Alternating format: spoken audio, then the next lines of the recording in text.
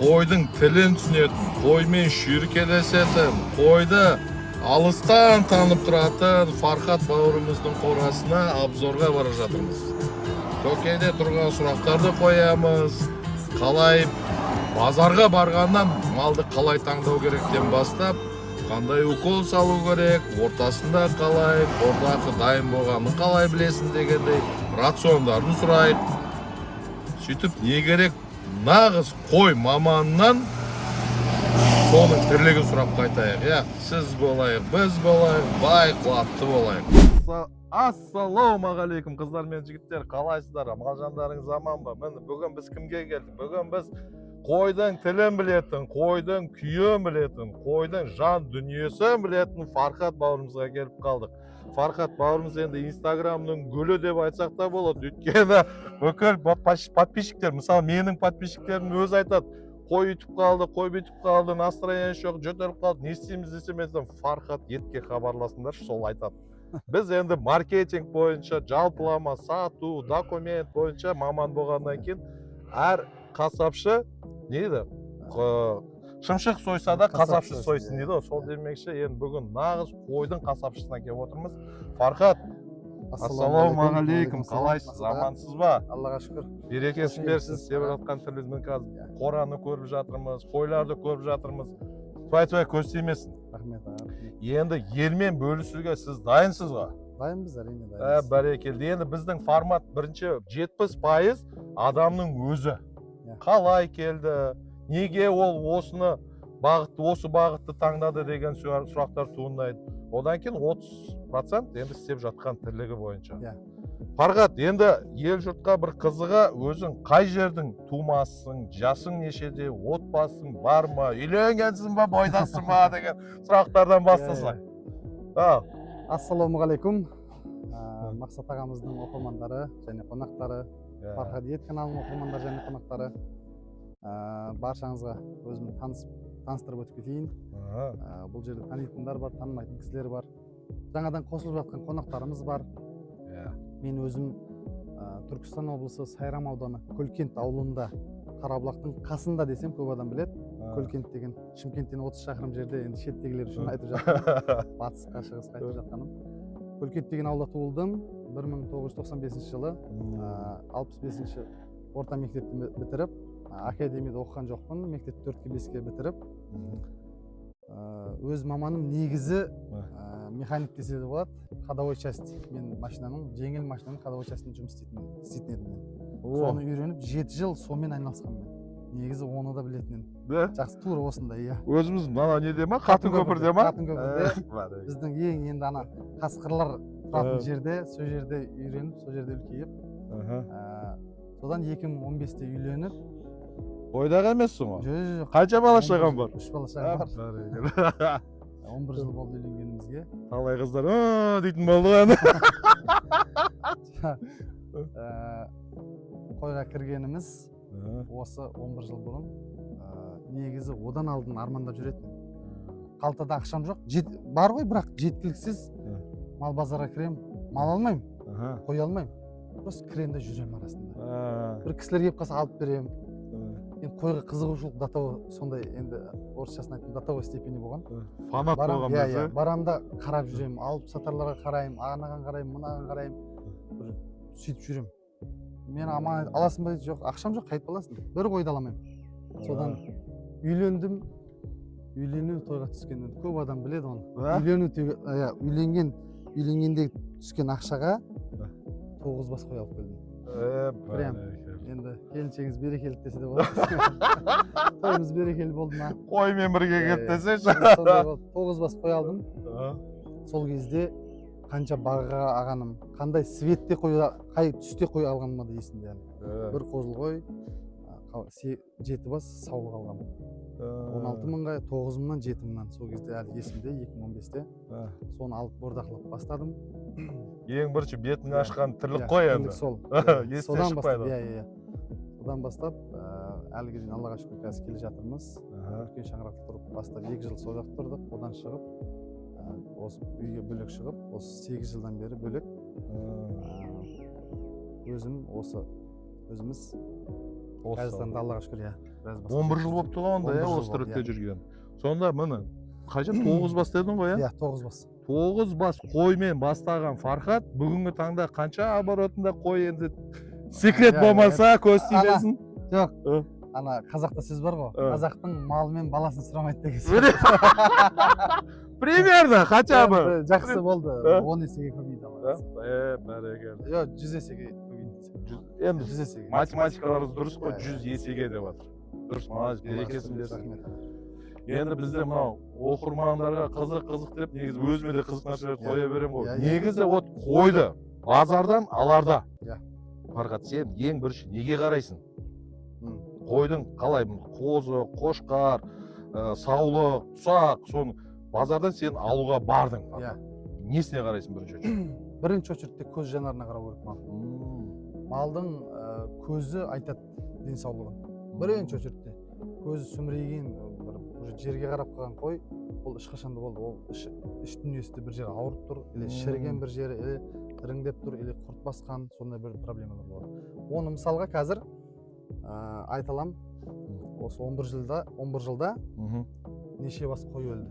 Енді оны айта алмаймын. Бір қыстан шыққанша жарты қойыма дейін өліп қалды. Өйткені мен білмеймін. Айтатын Фархат жоқ. Мақсат жоқ. Көретін жерде жоқ ол кезде. Жоқ. Бір барып кісілерден сұрайын десең, толық айтпайды. Или білмей ма, или қызғана ма, оны білмеймін. Ол бар. Содан енді өзім қатты ренжідім мен кісілерден сол кезде. Мысалы 40 қойым бар, қыстан шыққанша 16 басым өліп қалды. Мысалға. Ол жартысы ғой ол. Ол қатты не ғой. Бөктіріп қоям, ана ауру қой алып қоям. В основном сол кезде өте нашар ауру қойларды алатын. 1,5 теңге, 2 теңге, 3 теңге. Кәріп қалған қойлар құрттап кеткен. Арзаным ба? Иә, қазір мен осы жерде айтып кетейін. Мені мысалға базарда Фархат саған қой бар дей ма? Қандай қой екенін бәрі біледі. Кәріп қалған, ақсап қалған, бейтіп қалған, ұрысып қалған қой көрсететін маған. Сол кезде сондай, иә. Фархат саған қой бар дей ма? Сенің клиентің. Ең остаток, иә. Қалып қалған, ешкім алмаған қойды айтатын еді сол кезде.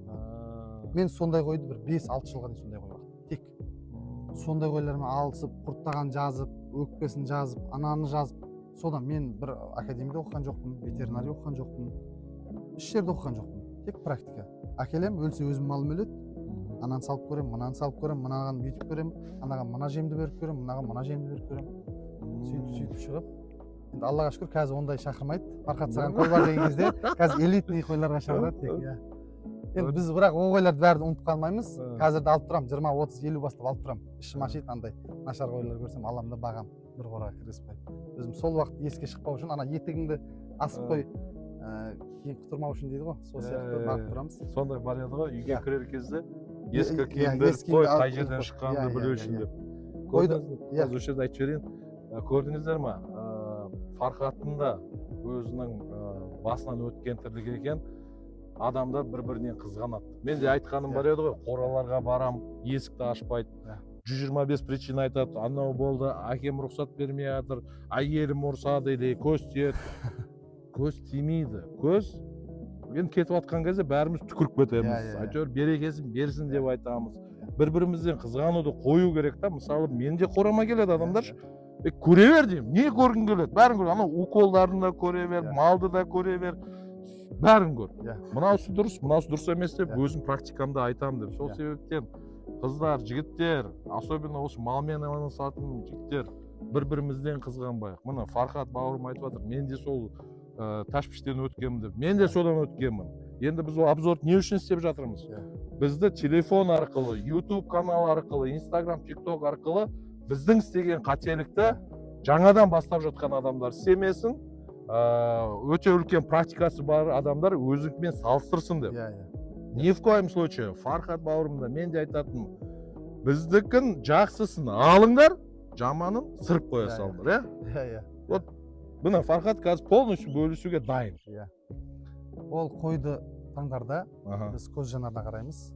Кейін осы көздің айналасында негізі осы басы, қойдың басы барлық малдың қай жері ауырып жатыр соған дейін айтады. Осы көздің шұқырлығы, енді ол жерде негізі бір қойды көрсетіп, кейін бір нелерді істесек болады. Мынандай бір жерде болады, шоңқыры қатты кіріп кеткен болса, оның өкпесі кеткен болады. Көз жанарының не қас кеткен іш кеткен болса ол бауыр ауырып жатқан болады ол малдың. Сондай жерлер бар. Тура түріне қарағанда мал өзі айтады негізі. Малдан негізі сұрасаңыз өзі айтады ол. Қай жерің ауырып жатыр десеңіз, оны просто сұрау керек. Тілін білу керек. Сол. Қазақстанда орыс тілін білу керек, ағылшын тілін білу керек, қазақ тілін білу керек. қазақ тілі обязательно. И еще қоймен айналысатын болсаңыз, міне Фархат бауырым сияқты қойдың да тілін білу керек. Өзі айтып береді қай жер ауырып жатқанын. Тура сондай. Мен айтамын, мысалға бір қойлар шығып қалады сыртқа. Мен айтамын, аға, інім, ана қой шығып тұр, ананың бір жері ауырып тұр. Шығарса, ол өзі айтады ол мал негізі. Дені дұрыс мал ойнап жүреді, сізбен қатысы болмайды оның. Ауырып тұрған мал шетке шығып тұрады. Базарда да сол көз жанарын бірінші соған қараймыз, одан кейін барып дене бітімін. Кейін көп кісілерге айтарымыз, кішкентай қоз алып бағу болмайды. Бір айлық 15 күндік 20 көп адам звондайды Фархат аға, бір келіншектер звондайды. Адам шашиды, бар айлығымызға бір 15 бас қоз алып едік, бір апталық дейді. Оны қалай асыраймыз? Мен айтамын, оны қалай алдыңыздар? Кімнен алдыңыздар? Базардан алдық. Жоқ, сатарда да негізі ол малды біріншіден бөлуге болмайды анасынан. 15 күндік қозын қалай бөлесіз оны? Әлі ол емеді ғой, 3 ай емей көреді. Сүтке тоймаған, уызға тоймаған мал, ол мал болып жарытпайды. Ертең туып та жарытпайды ол. Ол өсіп те жарытпайды. Оның жартысы өледі. Оны бағамайсыздар. Соны айтарымыз, бір апта оның бір айлық қоздар вообще мүмкін емес алу. Вообще дұрыс емес. Қанша айда бөлген дұрыс? Негізі 4 ай кем дегенде емі керек. Анасымен 4 ай тұру керек. 4 ай тұрған мал, ол жеткілікті сүйегін өз сүйектер қалыптасып, өсіп алады. Одан кейін барып жем шөбіне үйреніп кетеді. 2 айлық қоздарда болады, бірақ қатты ана қойлардай болып кетпейді. Көп кісілер 2-3 айда бөліп жібереді. Ол қозылар, мысалы көп кісілер бізге хабарласады, Фархат, қошқар бақтым 4 ай байладым, 5 ай байладым, салмақ бермеді. Мен айтам, сен не бердің? Осындай жем бердің, бәрі дұрыс берген, не қой алдың сен? 3 айлық қоз алған едің. Сол жерден кеттің сен. Өйткені ол сүтіне тойған жоқ, ол сүйегі біткен жоқ оның. Одан уже үлкейгенде де салмақ бермейді. Иммунитет болмайды ол. Кез келген ауруға кетеді ол. Көбісі ақсаң тауып жатыр, көп түшкіріп қалады дейді, көп ауырып қалады малым дейді. Оның бәрі жаңағы қозылар дұрыс ембегеннен, көп уақыт ембегеннен. Иммунитет, иә. Ана сүтіне еш нәрсе жетпейді ол. Еш нәрсе жетпейді. Сондықтан 4 ай, кем деген 4 ай емген қозыларды бөліп алсаңыздар, 5 айлық қылып, 6 айлық қылып, одан кіргізсеңіздер болады. Осы жерде сұрақ қойып жіберейінші. Мысалы, қазір туған қойдың уыз емдіреді дейді ғой. Иә. Біреулер айтады, сразу емдіру керек дейді. Біреулер айтады, сауып тастау керек, содан кейін емдіру керек. Жоқ. Сразу емдіру керек. Мен мысалға қатты ол шаруа қойдың маман емеспін, бірақ мен бір профессорлармен, кісілермен отырып сөйлестім.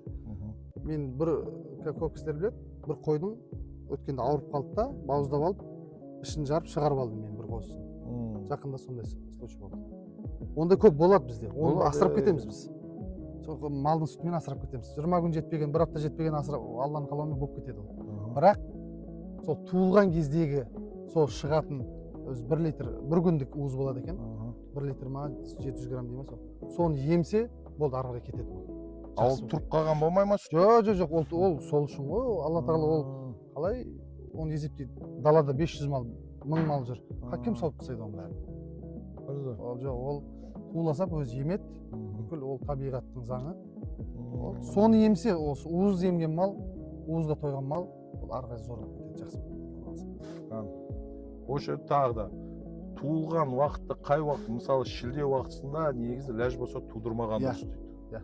Сонда майға шейін, былай октябрьден ба, или қалай, сіздің практикаңызда қалай болады өзі? Қай уақытқа шейін тудырған дұрыс, қай уақыттан бастап тудырған дұрыс? Енді ол әр жердің несімен, климатымен, мысалға батысқа басқа сөз, шығысқа басқа сөз, бізге оңтүстік басқа сөз. Өйткені бізде көктем ерте шығады, бізге февраль, даже январдың соңдарына туылса да болады. Бізде февральда туылып, мартта туылса бізде өте жақсы өседі. Көк шығып кетеді уже бізде. Мысалға сіз шығысқа айта алмайсыз. Шығыста қазір енді көктем қызғын болып жатыр, олардікі апрель мен майда туылады. Бірақ қанша дегенмен шілдеде мал туылса болмайды. Шілдеде туылған мал ол өспейді. Әлсіз болады. Менде де туылып жатыр. Күн тастайды оны. Ол уже анасының ішінде не болады, мазасы қашып кетеді. Өйткені шілдеге туырылып өз қошқар қоспайды. Көрдіңіздер ма? Шілдеде мал туғызбауға әрекет жасау керек. Қыстың шілдесі мен жаздың шілдесі тура сондай. Қыстыкіде бар ма? Тура сондай.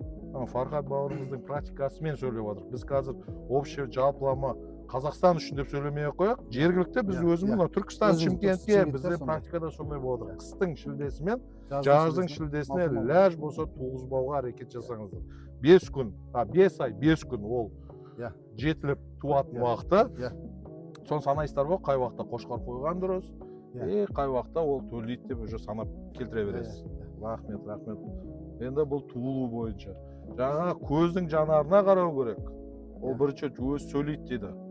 Тілін білмесеңіз тіліңізді үйретеміз десеңізші. Фархат скоро азбукасын істейсің ау, бүйтіп сөйлесе мындай, бұлай сөйлесе мындай деп. Жоқ, бұлармен сөйлесу үшін мынандай етікпен жүру керек. Кроссовкамен или шлепкамен, тапочкамен кіре алмайсың оның алдына. Мен үйде жүрсем, мынаны кисем, мен бір аттың үстінде жүргендей боламын. Малдың арасына кіремін. Сендерге не болып жатыр, анаған не болып жатыр, мына қорада не болып жатыр. Мен мысалы түнде 2-де келсем де, мынаны киіп аламын да, тойдан келем ба, қай жақтан келсем де, қайтанша бәрін аралап шығамын. Өйткені ол тірі жан ғой. Оған біз қораға қамап қойған соң, біз бұған жауаптымыз. Біздің мойында міндет бұл. Бұның бәріне қарап шығу керекпіз. Біреу қиналып қалған, біреу бастырып қалған болуы мүмкін, біреу шауырып қалған болуы мүмкін. Бәріне бір қараймыз да жатамыз. Көрдіңіздер ма? Сөйтіп сөйлесіп, соңында сөйлеп кетеді. В общем, осы қораға кіріп, Фархат бауырымыз өсек жинайды екен. Ана жерде не болып жатыр, анау не деп жатыр деп. Көрдіңіз бе? Тілін білгеннің қасиеті осы. Оге түрімізге қарасаңыздаршы, қайсымыз қораның ішінде жүрген адамға ұқсаймыз. Мен мысалға, міне нағыз қойдың маманы осылай жүреді. Ұялмайды, қызармайды. Неге? Өйткені осының арқасында ол нәпақасын тауып жатыр. Біз бұлай жүреміз, енді қой бақсақтайды, амал жоқ. Менде де бар өзім етігім. Кіргеннен бастап етігім, фуфайкам киіп аламын да, сол жақта жүремін. Негізі дұрыс. Удобный болу керек қой, удобный. Ол ақ көйлекпен кіріп, ақ көйлекпен шығатын, ол мал. Мен малмен айналысып жатырмын деген әңгіме емес. Ол или сен инвесторсың, или сен просто бастықсың. Бастықсың. Или сонда. Или әшін жүрсің. Или әшін өсек жинап жүрсің. Дұрыс айтасың. Енді Фархат бұл жерде біз қазір малды сатып алу бойынша айтып отырық қой. Фархат малға қарап, жаңа жанарына қарадың, түр әлпетіне қарадың. Енді бағасын қалай шығарасың? Бағасы сүйек бітімі, етіне қарай. Мысалға, мен өзім көп жылдан бері баққан соң, қалада менің бір ағаларым бар. Атында айтып өтейін, Мұхит деген, Мұхибулла деген бір ағам, ұстазым, 4 жыл оның қолында танысаңыз керек. Мәделік қожа 86-та. Сол ағаммен одан қаса одан кейін Мәделік қожа 69-да Ділшат деген ағам болды. Ол жерде не істедің? Мен ол жерде мына жақтан қой жинап апарып, сол жақты сатысып, ағаларыммен қой сойысып, маған қызық болғаны, мысалға бір қойдың кішкене мазасы болмай тұр. Соям, ішін жарып көремін оны. Ода не болып жатыр? Не үшін ол маған сөйлемей жатыр? Не үшін мен қақтан білем, мысалы көз жанарынан білем, өкпесі кеткен. Сойғаннан кейін белгілі болады ол бәрі. Қасапшылықта да мәселе көп. Мысалы сыртынан біле бермейсіз, ішін жарғаннан кейін оны білесіз. О, значит, мына жер кеткен екен. Значит, почкасы кеткен екен. Значит, мынау ісіп кеткен екен. Сол сияқты мен сол кісілерде Ділшат ағамда 4 жыл, Мұхит ағамда 4 жыл оларда істесіп, сол жақтан практика жинадым десеңші. Осы жақта бордақылаймын, апарып соям, сою сол жақтан үйрендім. Сол кісілерден бағу өзім осы жақтан сондай болды. Век живи, век учись деген нәрсе екен ғой. Союды да бәрін бірге алып барамыз. Енді халыққа қызық деп өзіме қызық нәрсе деші. Өкпе болды дейді. Өкпе основном неден болады? Ол шаңнан болады. Шаңнан қалса көбірек суықтан болады. Суықтан? Иә. Кейін өте қатты болатыны бар. Қазіргі таңда көп адамдарға құлағына алтын сырға өте жақсы не болады. Қазір қи қатты көтеріледі ғой малдікі. Осыншама болдың өзі жетеді соны. Мал келеді, мына мен жата ма, үстінен күн ұра ма, әрі үстінен әрі астынан ыстық шығады, өкпесі күйеді оның бәрі. Қоздың бәрі өкпесі күйсе ол мал болып жарып кетеді. Пандемия сияқты болып кетеді оның бәрі. Вообще сонда күн ыстықта қиға жатуға болмайды? Вообще мүлдем мүмкін емес. Қиды или алып тастайсыз, или көлеңке қыласыз. Бірақ қиды алып тастыру керек. Біз осыдан 4-5 жыл бұрын бір қозылар алдық. Ол кезде 33 мың теңге, 35 мың теңге қозылар. Сәл жастау қозылар алдық. И айдаланы ашып қойып, қоршап қойып, бақтық, айдама жем бердік. Бәрі мал керемет. Сол сәл жасы бір ай кішкентай қозылар бар еді. 33 бас еді, 27 басымыз өлді. Сол дәрежеде ол нәрсе. Мысалға мен өзім малын өлтіріп проба жасап көрдім. Мен бастан өткен Бастан өзім малымды өлтіріп, көрдім мысалы. 200 бас байладық, бірақ сол 33 бастың 27-сі өлді. Ол ар жақтан көрген жоқпыз, өйткені мен ол бодыр еді қозылар. Біз содан білдік, бір жарым ай кішкентай еді олар. Өкпесі күйіп кетті соған. Яғни көрдіңіздер ме? Жазда күн ыстық ұрып тұрса, астынан қи болса, в любом случае өкпе ауру болу, майда қойда өкпе болу қаупі бар. А төбесіне көлеңке жасап, сәл салқындау болса, нормально. А қыста қида жатқан нормально ма? Иә, нормально. Су болмаса ол. Су болмаса ол. Ылғал болса, уже копытный гниль, аурудың бәрі сол гнильден шығады. Аяқтан келеді. Аяқтан келеді. Ол бәр уақыттың өз ауруысы бар. Былай айтқанда, ол көктемде бір келетін, күзде бір келетін, жазда келетін, қыста келетін ауруына бәріне үйреніп қалдық.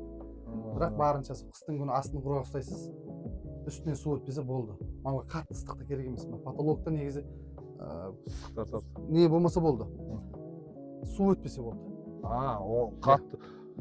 Бұл қойдың мен түсінетін, былай насквозь жел болмаса, негіз тұра береді. Тұра береді. Үстінен ауа айналып тұрса, үсті жабық болса, болды тұра береді. Асты құрғақ болу керек. Бұл малға қатты ыстық ұнамайды. Өйткені ыстық мал ғой, қой ыстық мал. Оған ыстық ұнамайды. Сосын мен жаңа сіз әңгіменің арасында мен байқадым, сіз алдыңыз қойды сатып алғаннан кейін бізде ана неміз бар ғой, шомылдыратынымыз бар, жүнін алатынымыз бар. Вот осы жерде сіз жаңа айтып кеттіңіз, сразу жүн алуға болмайды, стресс болады деп. Ал бізде мынау қазіргі 21-ші ғасырда стресс деген әңгіме көбейіп кетті ғой. Бала шағамыз ұрсақ та стресс, ұрыспасақ та стресс. Сөйтсек, малда да стресс бар екен. Осы жайлы айтып берсең. Бұл жайлы айтайын деп, өткенде де бір айтсам, кісілер күліпті, или қуасың ба деген сөз сияқты жазыптым. Я кішкене қуатыным бар. Өйткені осы малмен 11 жыл жүргеннен кейін қуатын боласың осындай. Қуатын болады. Бәрін білесің ғой.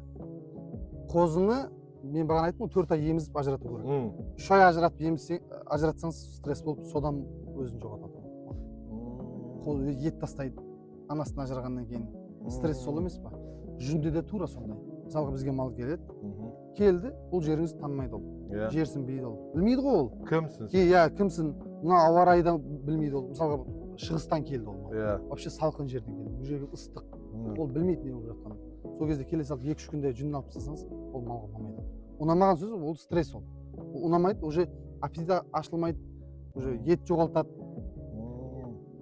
Біз оны алып келеміз. 10 күн, 15 күн жемге үйретеміз. Шөпке тойдырамыз, кішкене кебегін береміз, отырып дейді кебекті.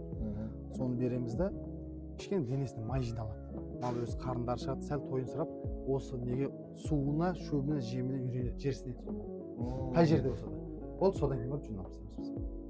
Жүнін алып. Шомылдыру бойынша, мысалы 2 мәрте шомылдыру керек дейді, көктемде 1 рет, күзде 1 мәрте деп. Суға түсіру ма? Бізде тоғыту. Бізде осы жерде тоғай деген бір су бар.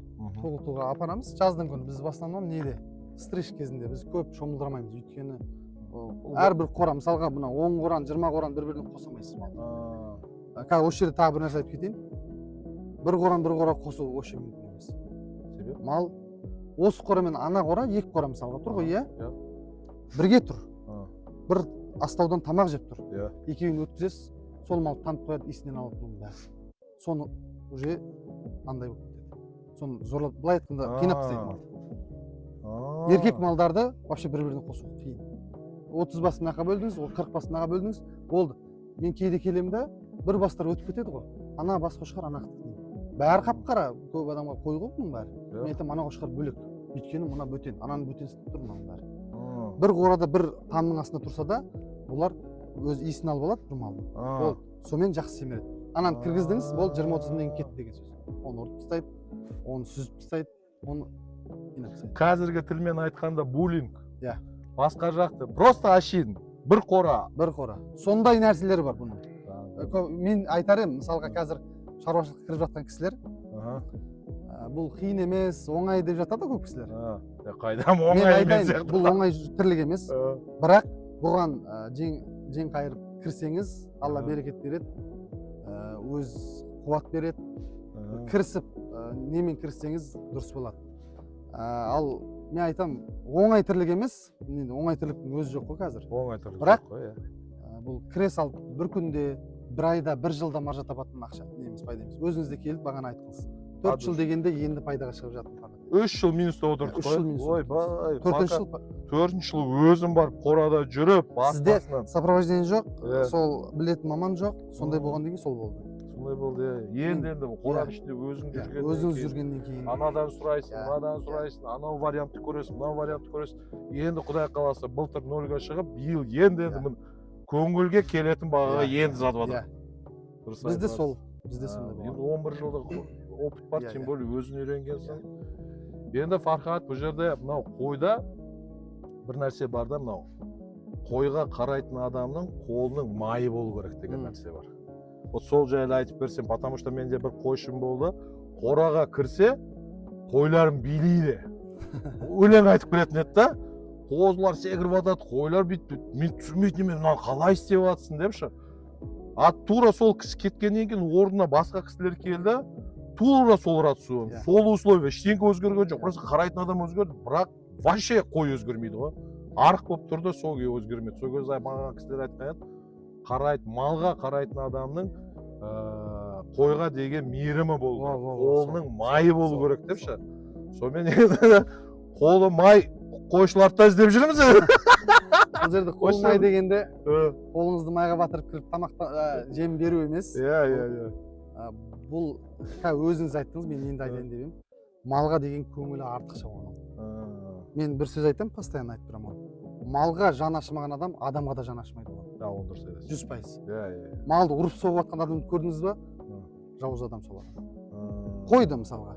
Өйткені мен ірі қара мейлі, айтқанын істемейді, сүзеді кейде. Жылқы мақұл, ол да мен білмеймін. Мінген кезде ұру керек шығар. Бірақ қойды мысалға, бұл қой ғой, иә? Ұрғашы сауықтар кейде бір басын кіріп қалады, или бүйтіп қалады. Соны ұрып соғып жатқан адам бар ма? Ол жауыздық ол. Өйткені оған жан ашымады ма, сізге жан ашымайды оны. Өйткені тірі жан ғой бұл. Ол жаңа қолы майлы дегеніміз кіріп ол өзінің малындай, өзінің бір жақынындай қарайды бұл малдар. Содан семіреді. Сіздің әкеліп сыртынан жем салып кеткенде семірмейді мал. Ішіне кіріп малға жаңа айтқандай ол адам сөйлеседі, жаңа өлең айтып тұрсыз дейсіз ғой, ол адам сөйлеседі. Қой бүкіл бәрі ірі қара болсын, бәрі нәрсе сондай. Мысалға осы видеоға түсіріп тұрған інім бар, Мансұр. Осы бала не жем берсе де семіреді осы мал. Үйінде 15-20 шақты қойы бар. Уақытысында өзімде де осы жерде қарап үйреттім. Не салып кетеді, соған семіреді мал. Не салып кетеді, соған өзгереді. Ол сондай нәрсе. Көрдіңіз ба? Адам көңіл болу керек. Мейіріммен қаралған тірліктің пайдасы болады. Әр жұмыста да. Әр жұмыста сондай ғой, мейіріммен істеген нәрсенің оның алдағы пайдасын көруге мүмкіншілік бар. Әкең, шешеңмен особо алысқа бармайсың десеңші. Мен айтам, кейде бойняға барып қалам, қойлар кіргіземін ғой мен. Мысалы 100 бас, 200 бас апарам, 50 бас апарам. Сол кезде аналар ұрып соғып 20 адам айдап кетеді. Мен айтам, сендер қашып бер. Мен крышам кетеді, кейде шатырым кетеді. Шығарып тастаймын да бір өзім айдаймын. Бір баламен барам, алдында бір өзім тартам, ал өзі жүреді малдың бәрі. Бойняға өзі кіреді. Мен айтам, сендердің мейір жоқ маған. Сендерге мал бітпейді ертең. Өйткені ұрып соққан, малды ұрып соққан адамға мал бітпейді аға. Ол сонда мен қаншадан бері көріп жүрміз. Малды ұрып соққан адамға мал бітпейді. Ол ұрып кетеді, теуіп кетеді, теуіп ағдарады. Ол сол күз жұмыста кетесіз. Оқтап атады. Сен болды, ол шаруамен береке жоқ сенде. Мен айтам, қаш бері, мен өзім айдаймын. 20 адам айдамаған, мен бір өзім айдап кетемін. Бір ролигіңізді көрдің ба? Артып атқан көрдіңіз ба? Артып атқан кезде біз айқай шу болып атады ғой, болмайтын 5-6 кіргізе алмайды. Сен алдыңда бүкіл ал кіріндір деген. Сол нәрсе бұл жерде. Көрдіңіздер ма, көрермендер, міне Фархаттың айтып жатқанының әрбір сөзінің дәлелі ретінде біз көрген нәрсені айтып жатырмыз. Болған нәрсені айтып жатырмыз. Фархатқа көптен көп рахмет осындай нәрсемен бөлісіп жатқанына. Міне неге қарау керек? Бағасын.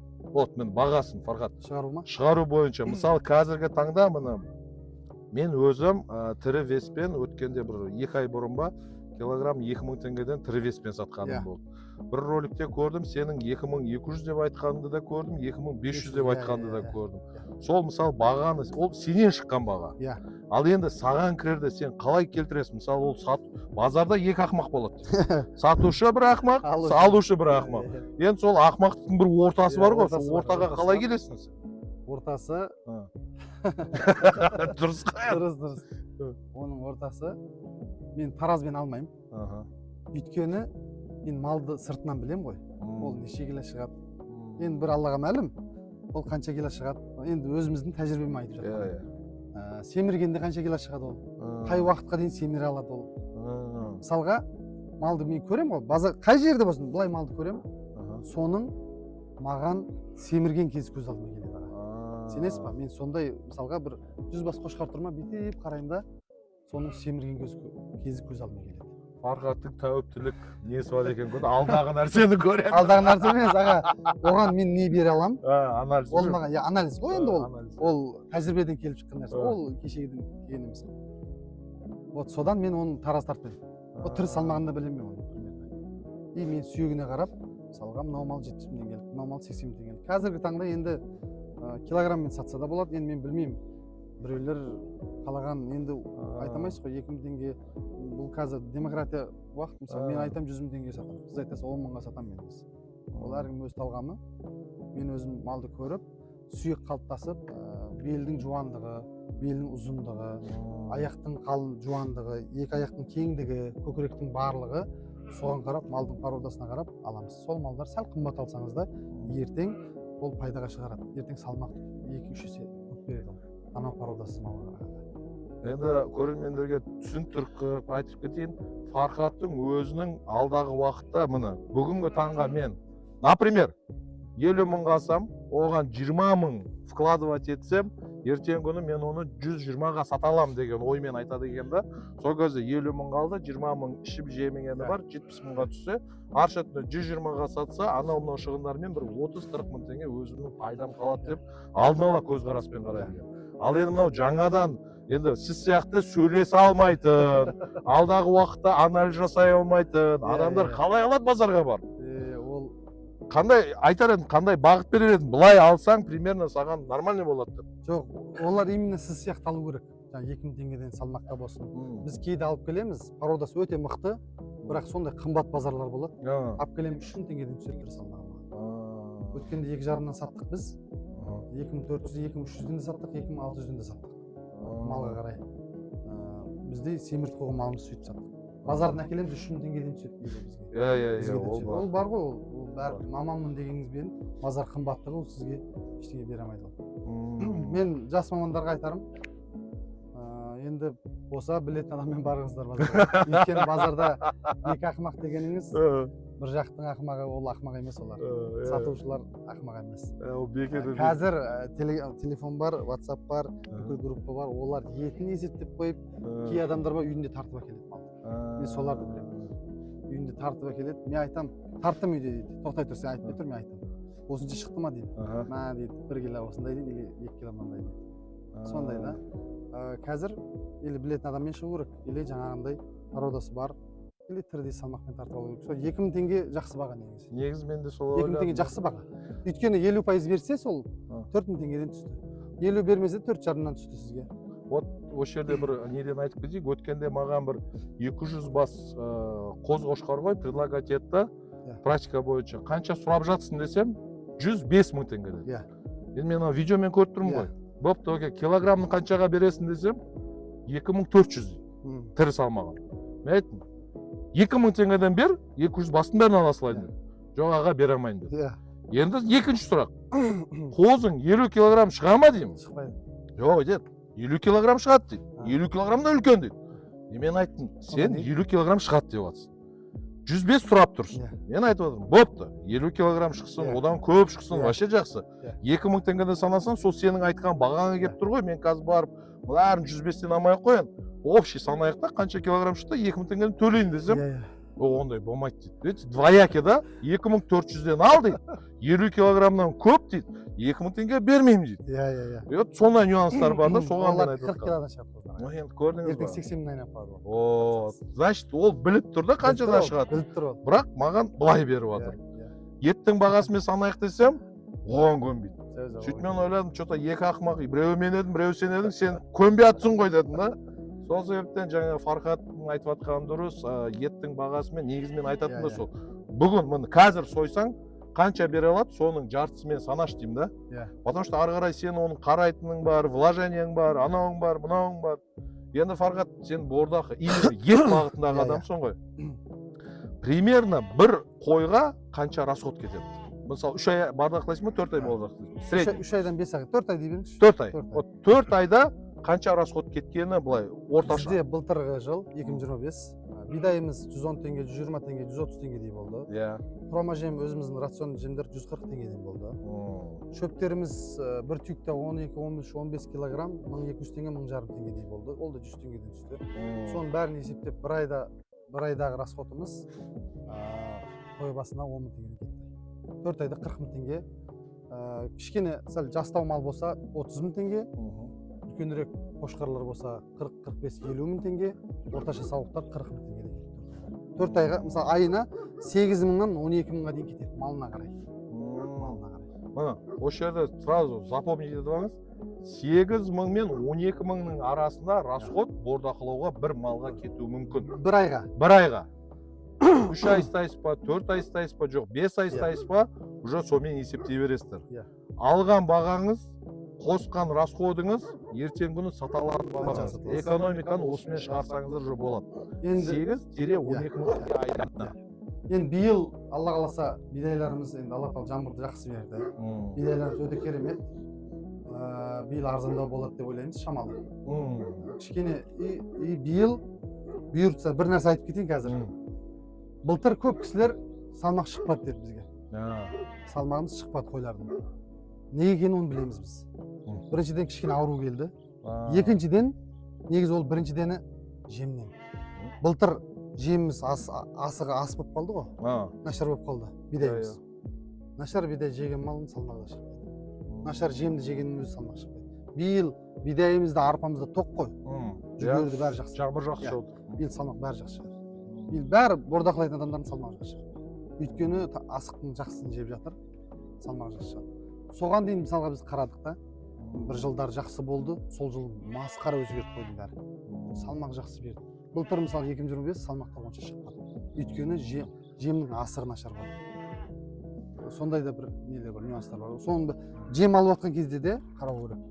Арзан деп отходтың бәрін алуға қажет жоқ. Біз башына мен өзім отборный жем аламын. Отборный тек.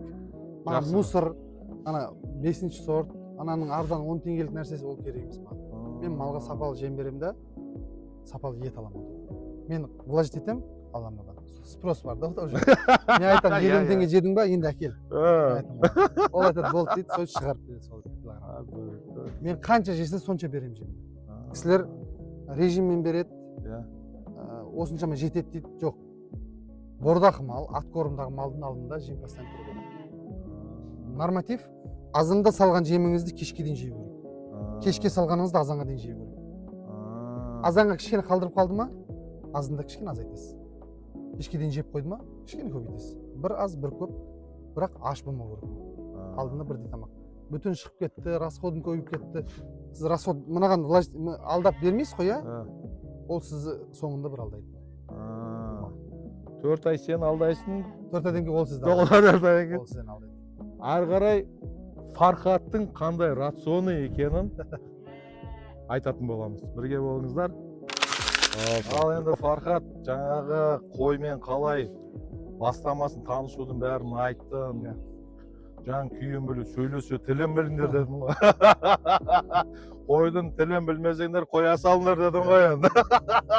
Сол демекші енді көп айтқан бір бөлек, көрсеткен бір бөлек. Фархаттың именно қазіргі бүгінгі таңда не болып жатқан жайлы түсіріп жіберейік, көрсетіп жүрсең, таныстырып жүрсең, мынау қойлар мынандай, қалай қарап жатсың, рационы қандай, не берсең не болады, барлық уақытта тұру керек деген кезде ол жерде гүпті болып қалады деген темада бар. Одан қалай құтылу керек, сол жөнінде бәрін айтып көрсетің. Мен жаңа рацион туралы айтып кетейін, малдан бұрын. Айтқандай аз мал болған кезде бидай мен кебектің баға бердік біз. Тамаша салмақ бердік, бәрі жақсы бола берді. Мас штабқа шыққан кезде ол бәрі қалды. Өйткені жаңа айтқандай мен ол аз уақытта өзім қарайтын едім. Жұмысшы бар, бірақ өзім аз ғой енді ол. 200 бас, 300 бас. Оған қарайласып, бәрін үлгеруге болады. Көпке шыққаннан кейін ана бидай мен кебек бір жақты жем ғой. Оны береміз, шөпті сәл аз берсеңіз ацидоз болады, будты болады. Суды сәл кеш берсеңіз аяғына жем түседі. Сондай проблема көбейіп кетті. Біз оны тоқта деп ойладық та, уже өзіміз рацион құрдық. Рационға жүгері, арпа, бидай. Тоқтай тұрыңдар шай, жігіттер. Сөйлесіп отырып қой. Рационға арпа, бидай, жүгері, рапстың шыроты.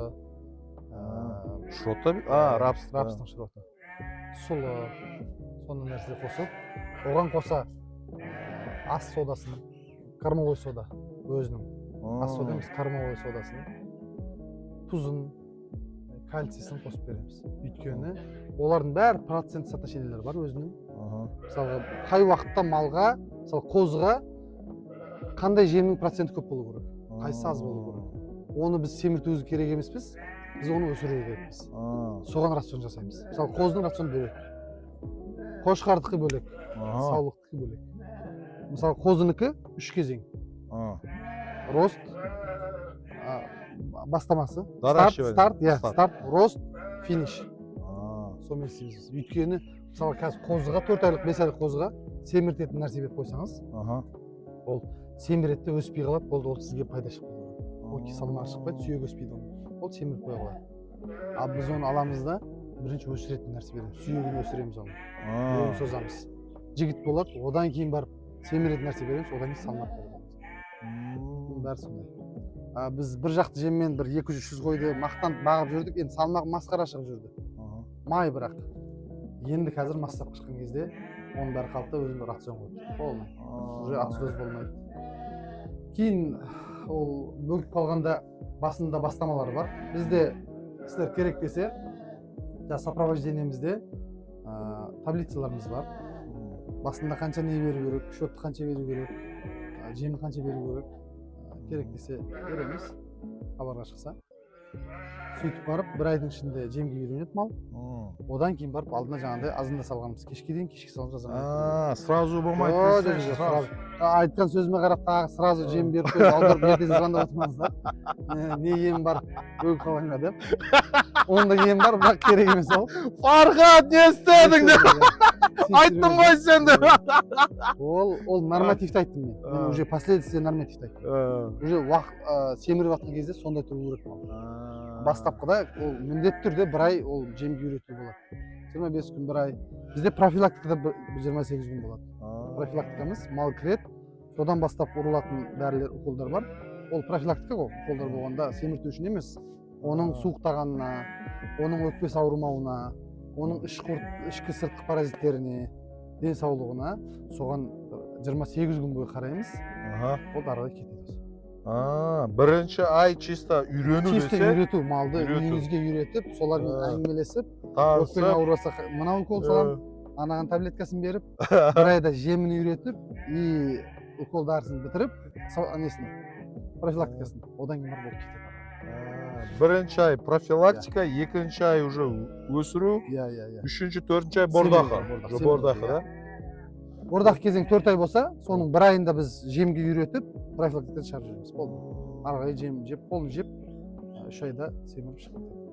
Ал көрермендер сразу ап келе салысымен жүнін алып, шомылдырып, алдына бидай мен кебекті толтырып қоймаңыздар. Ертең звондап отырамыз бәріміз, ей, өріп қалды ғой, жем түсіп қалды ғой деп. Сол себептен мына Фархаттың қазірде айтқан әңгімесі бар.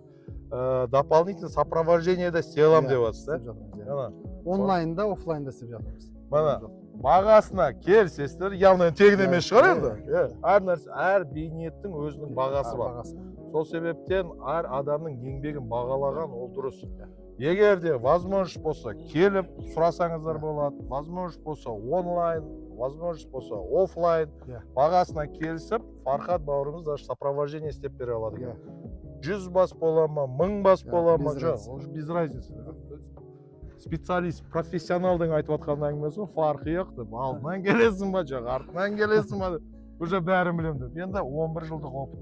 Бастан өткен опыт, өлгені қанша, көркейгеннен гөрі көмгенім көп десей. Көмгенім көп, рас. Көмгені көп. Тағы осы жерде қатты бір жақсы жаңалық айтып кетейін, жеңілдік айтып кетейін. Давай. Бізден келіп малдануға қазір қойларымыз бар. Көп уақытта болады бізде. көп адам хабарласады, Фархат 10 қой керек, 4 тұсақ керек, 15 қой керек деп. Бізден қой алған кісілерге соның бәрін тегін үйретіп береміз. Ол бұл реклама емес. Өйткені әрдайым сол уақытқа дейін сондай істеп келген мен. Өйткені ол адам келді, менен мал алды. Оны мен, мысалға сіз магазиннен бір машинка алсаңыз, жұмыр қатын, ол сізге айтып береді, мынандай істету керек. Негізі айтып беру керек ол. Оған май құясың, оның басын бұрайсың, тісін ауыстырасың онша уақытта. Мен айтамын, келеді маған. 10 тұсақ алды, или 10 қой алды, 1 қошқар алды, соны алды. Мен не істеймін оған? Мен айтамын, осындай профиль жаса. Или мен көбінесе біз жасап қоямыз оның бәрін. Кісілерге оңай болу үшін бәрін жасап тастаймыз да одан кейін сатамыз. Олар келгенше істеп тастаймыз былай айтқанда. Дайындап береміз, болмаса айтамыз, осындай жем бересің, осындай шөп бересің, осындай уақытта мынандай бересің. Мал алсаңыздар, тегін үйреніп кете бересіздер, без проблема. Көрдіңіздер ма? Фархаттың қазір айтып жатқан нәрсесі, бізден мал алатын болсаңыздар, ары қарай сопровождениесі тегін істеп береміз деп отыр. Бұл вот нағыз адал, правильный бизнес деп атайды бұны. Тек қана сатып, ертең күні блокқа қойып, менің нөмірімді ұмыт деген емес, ары қарай сопровождение. Әрдайым біз дайынбыз. Бізден мал алған кісілерге мен айтамын, кез келген уақытта звонда. Срочный бола ма? Телефонын алмасаң, WhatsApp-тан жазып қой маған. Бүгін болмаса кешке жауап беремін мен саған. Не болып жатыр? Ауырып жатыр ма малың? Не болып жатыр? Ауырып қалды ма? Бөгіп қалды ма? Аяқ сынып қалды ма? Айтасың, мен айтамын не істеу керек. Көрдіңіздер ме? Вот осындай бизнес жақсы да. Саттым, құтылдым деген емес. Ары қарай сопровождение. Ертең күні сол бұл жерден алған саулық бола ма, жоқ, тұсақ бола ма, содан туылған қозылардың ішінен ең әдемісін Фархат деп атын қойып қоятын жазды. Ол бізден алып көркейіп кетсін деген мақсатта. Дұрыс қой, иә. Шынымен. Екінші мәрте қайтып келсін деп. Екінші мәрте. Бізден бір келген адам қайта келеді. Сарафанный радио деген болады. Сарафанмен міне біз Фархаттан алған едік, мінекей мынадан алған едік деген кезде барлық уақытта правильный отзыв болады да. Көрдіңіздер ме? Осындай адамдармен жұмыс істесу керек қой, көрдіңіз бе? Бізде де сондай бар деп қойды. Біз оны жай реклама ретінде айтып жатқан жоқпын. Мен танитын кісілер біледі бәрі. Баяғыдан осындай жұмыс. Менен бізден келіп не алса да, бізбен қарым-қатынаста болса, оған бар мен айтамыз. Өйткені ол адам менен бір сөйлесті ме, ол мен уже туыс боламын былай айтқанда. Сондай ғой. Бір көрген таныс, екі көрген туыс сондай болады. Уже мал алған соң сондай бәрін айтып, не дәрі істеу керек, не жем беру керек, қалай бағу керек, қалай істеу керек.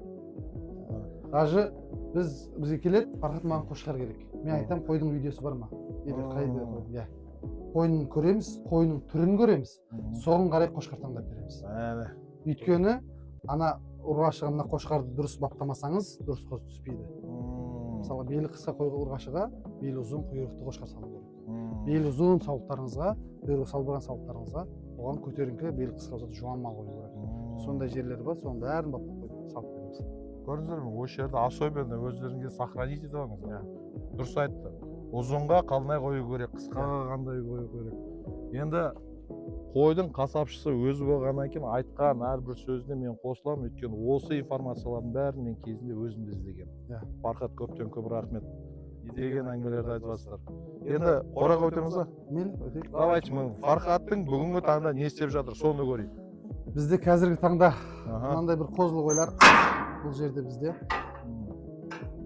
Сіз енді кіре беріңіз, біз аққа соққымен жүрміз енді, етігіміз тастап кеттік. Мына жерде көп адам ойлауы мүмкін тар деп, шамалы тар бірақ, өйткені амалымыз жоқ. Бізде даже проход жоқ.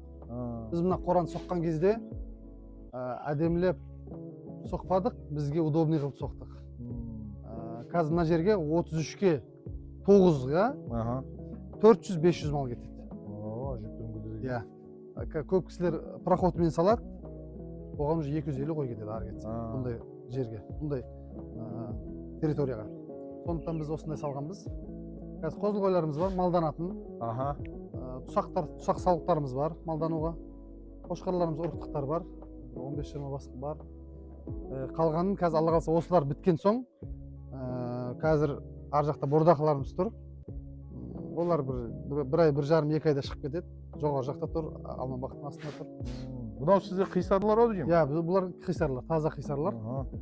Қозылар, үстері сәл бытшыт болып тұрғанмен, қозылар 2,5-3 айлық қозылар мына қозылар. Көрініп тұр. Әлі ерте, бұларды біз әлі бөлген жоқпыз. Бұларды әбден сүтке тойдырып, содан кейін бөлеміз. Анау сарылардың арашан типтес деген тема емес па? Жоқ, мен сол туралы бір айтып кетейін қазір. Бізді түсір. Қазіргі таңда сарының бәрі арашан болып кетті. Айтпа. Сарының бәрі арашан емес. Мен қазір осы жерде айтып кетейін. Сары қойдың бәрі арашан емес. Сары қойдың Еділбайы да бар. Оның Гисары да бар. Енді меринос жоқ сары қойдың. Еділбай мен Гисар ғой ең танымал қазіргі. Өз баяғыдан и арашан. Сары қойдың бәрі арашан емес. Мақсат аға. Кісілер келеді, сары қой, мына арашандарды алсай мен айтамын, аға, бұның ұят емес, бұның Еділбай қой. Мынау Гисар қой. Таза арашандар, қымбат көріп жатсыздар. Енді Қырғыз елінен келіп жатыр. Біздің ел ағалары істеп жатыр ол жұмыстарды. Бізде арашан қатты не жоқ, бізде Гисарлар в основном. Арашан аз қошқарларымыз бар, 3-4 бас.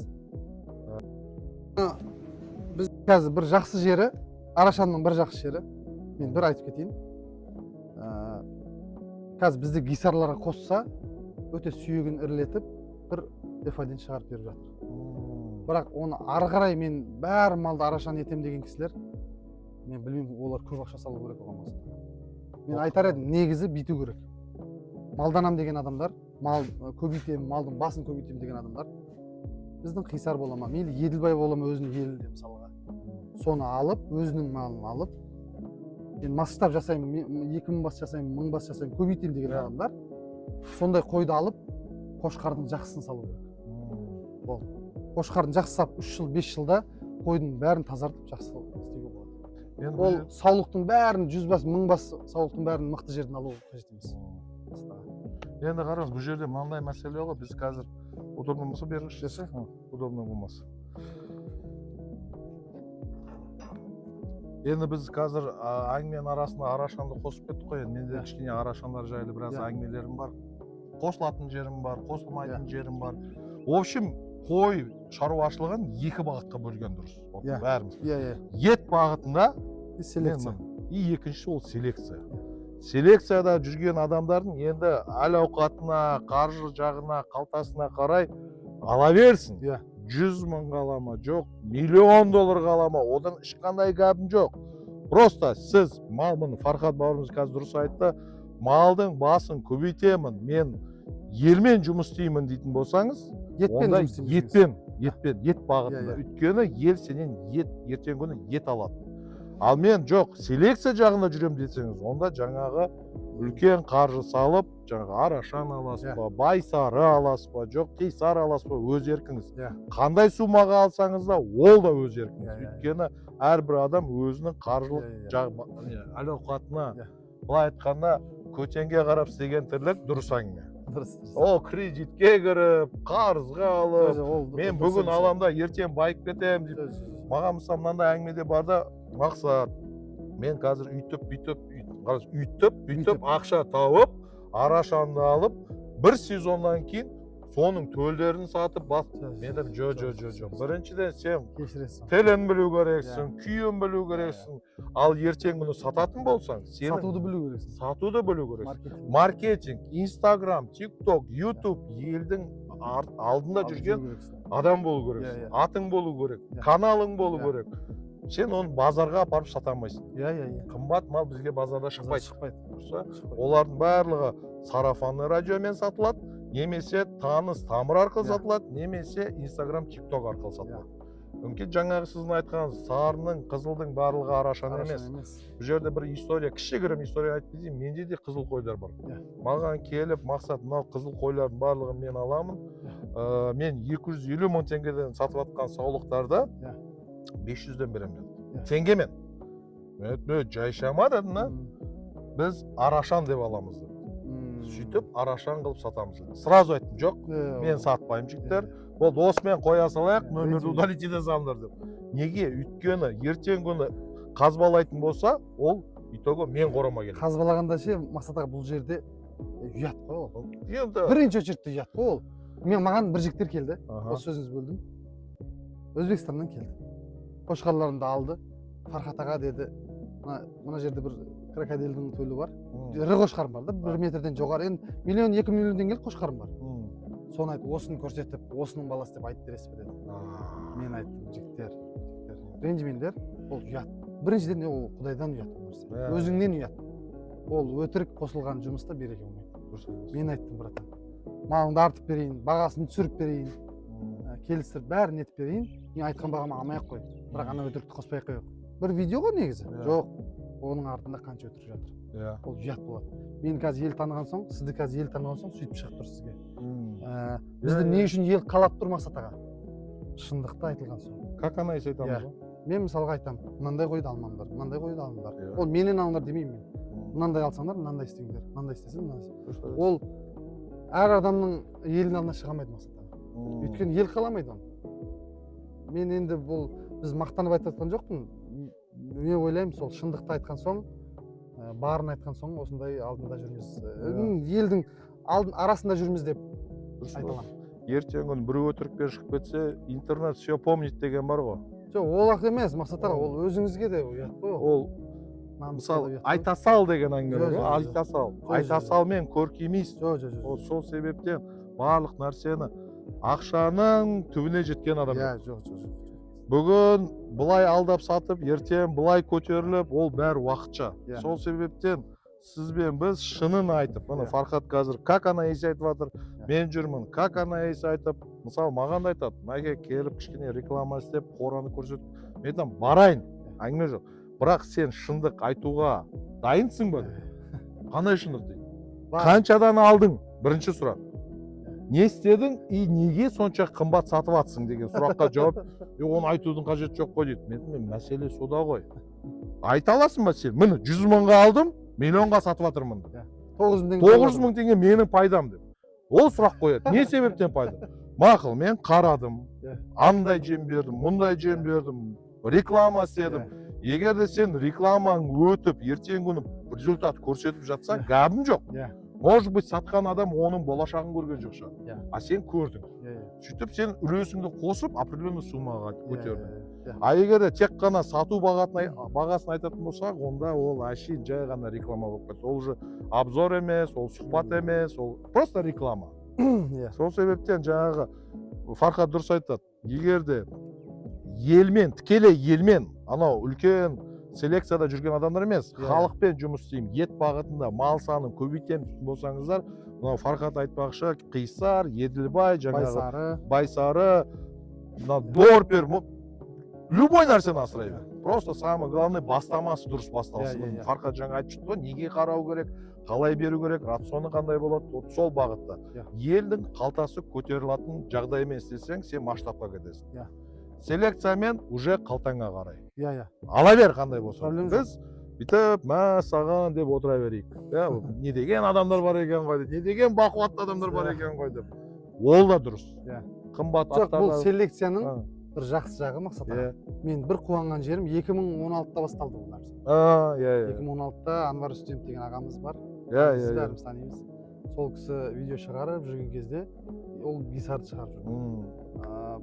Жұма Шаянда бір ағамыз болды, ол қайтыс болып кетті.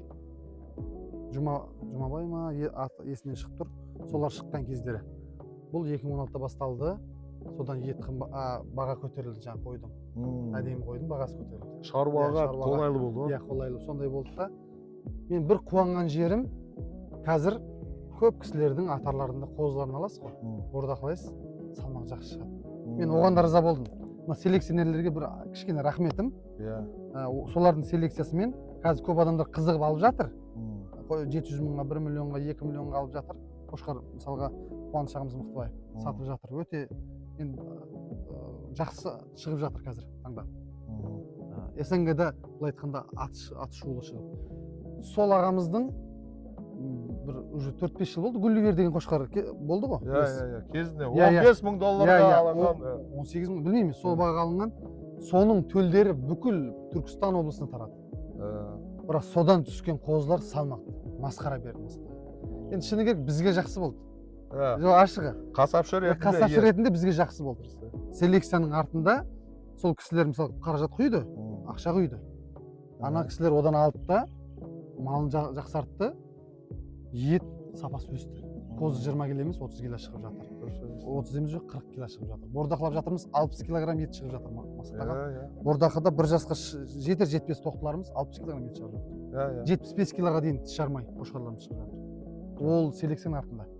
сол жерлер бар. Қараған арқасында. Иә.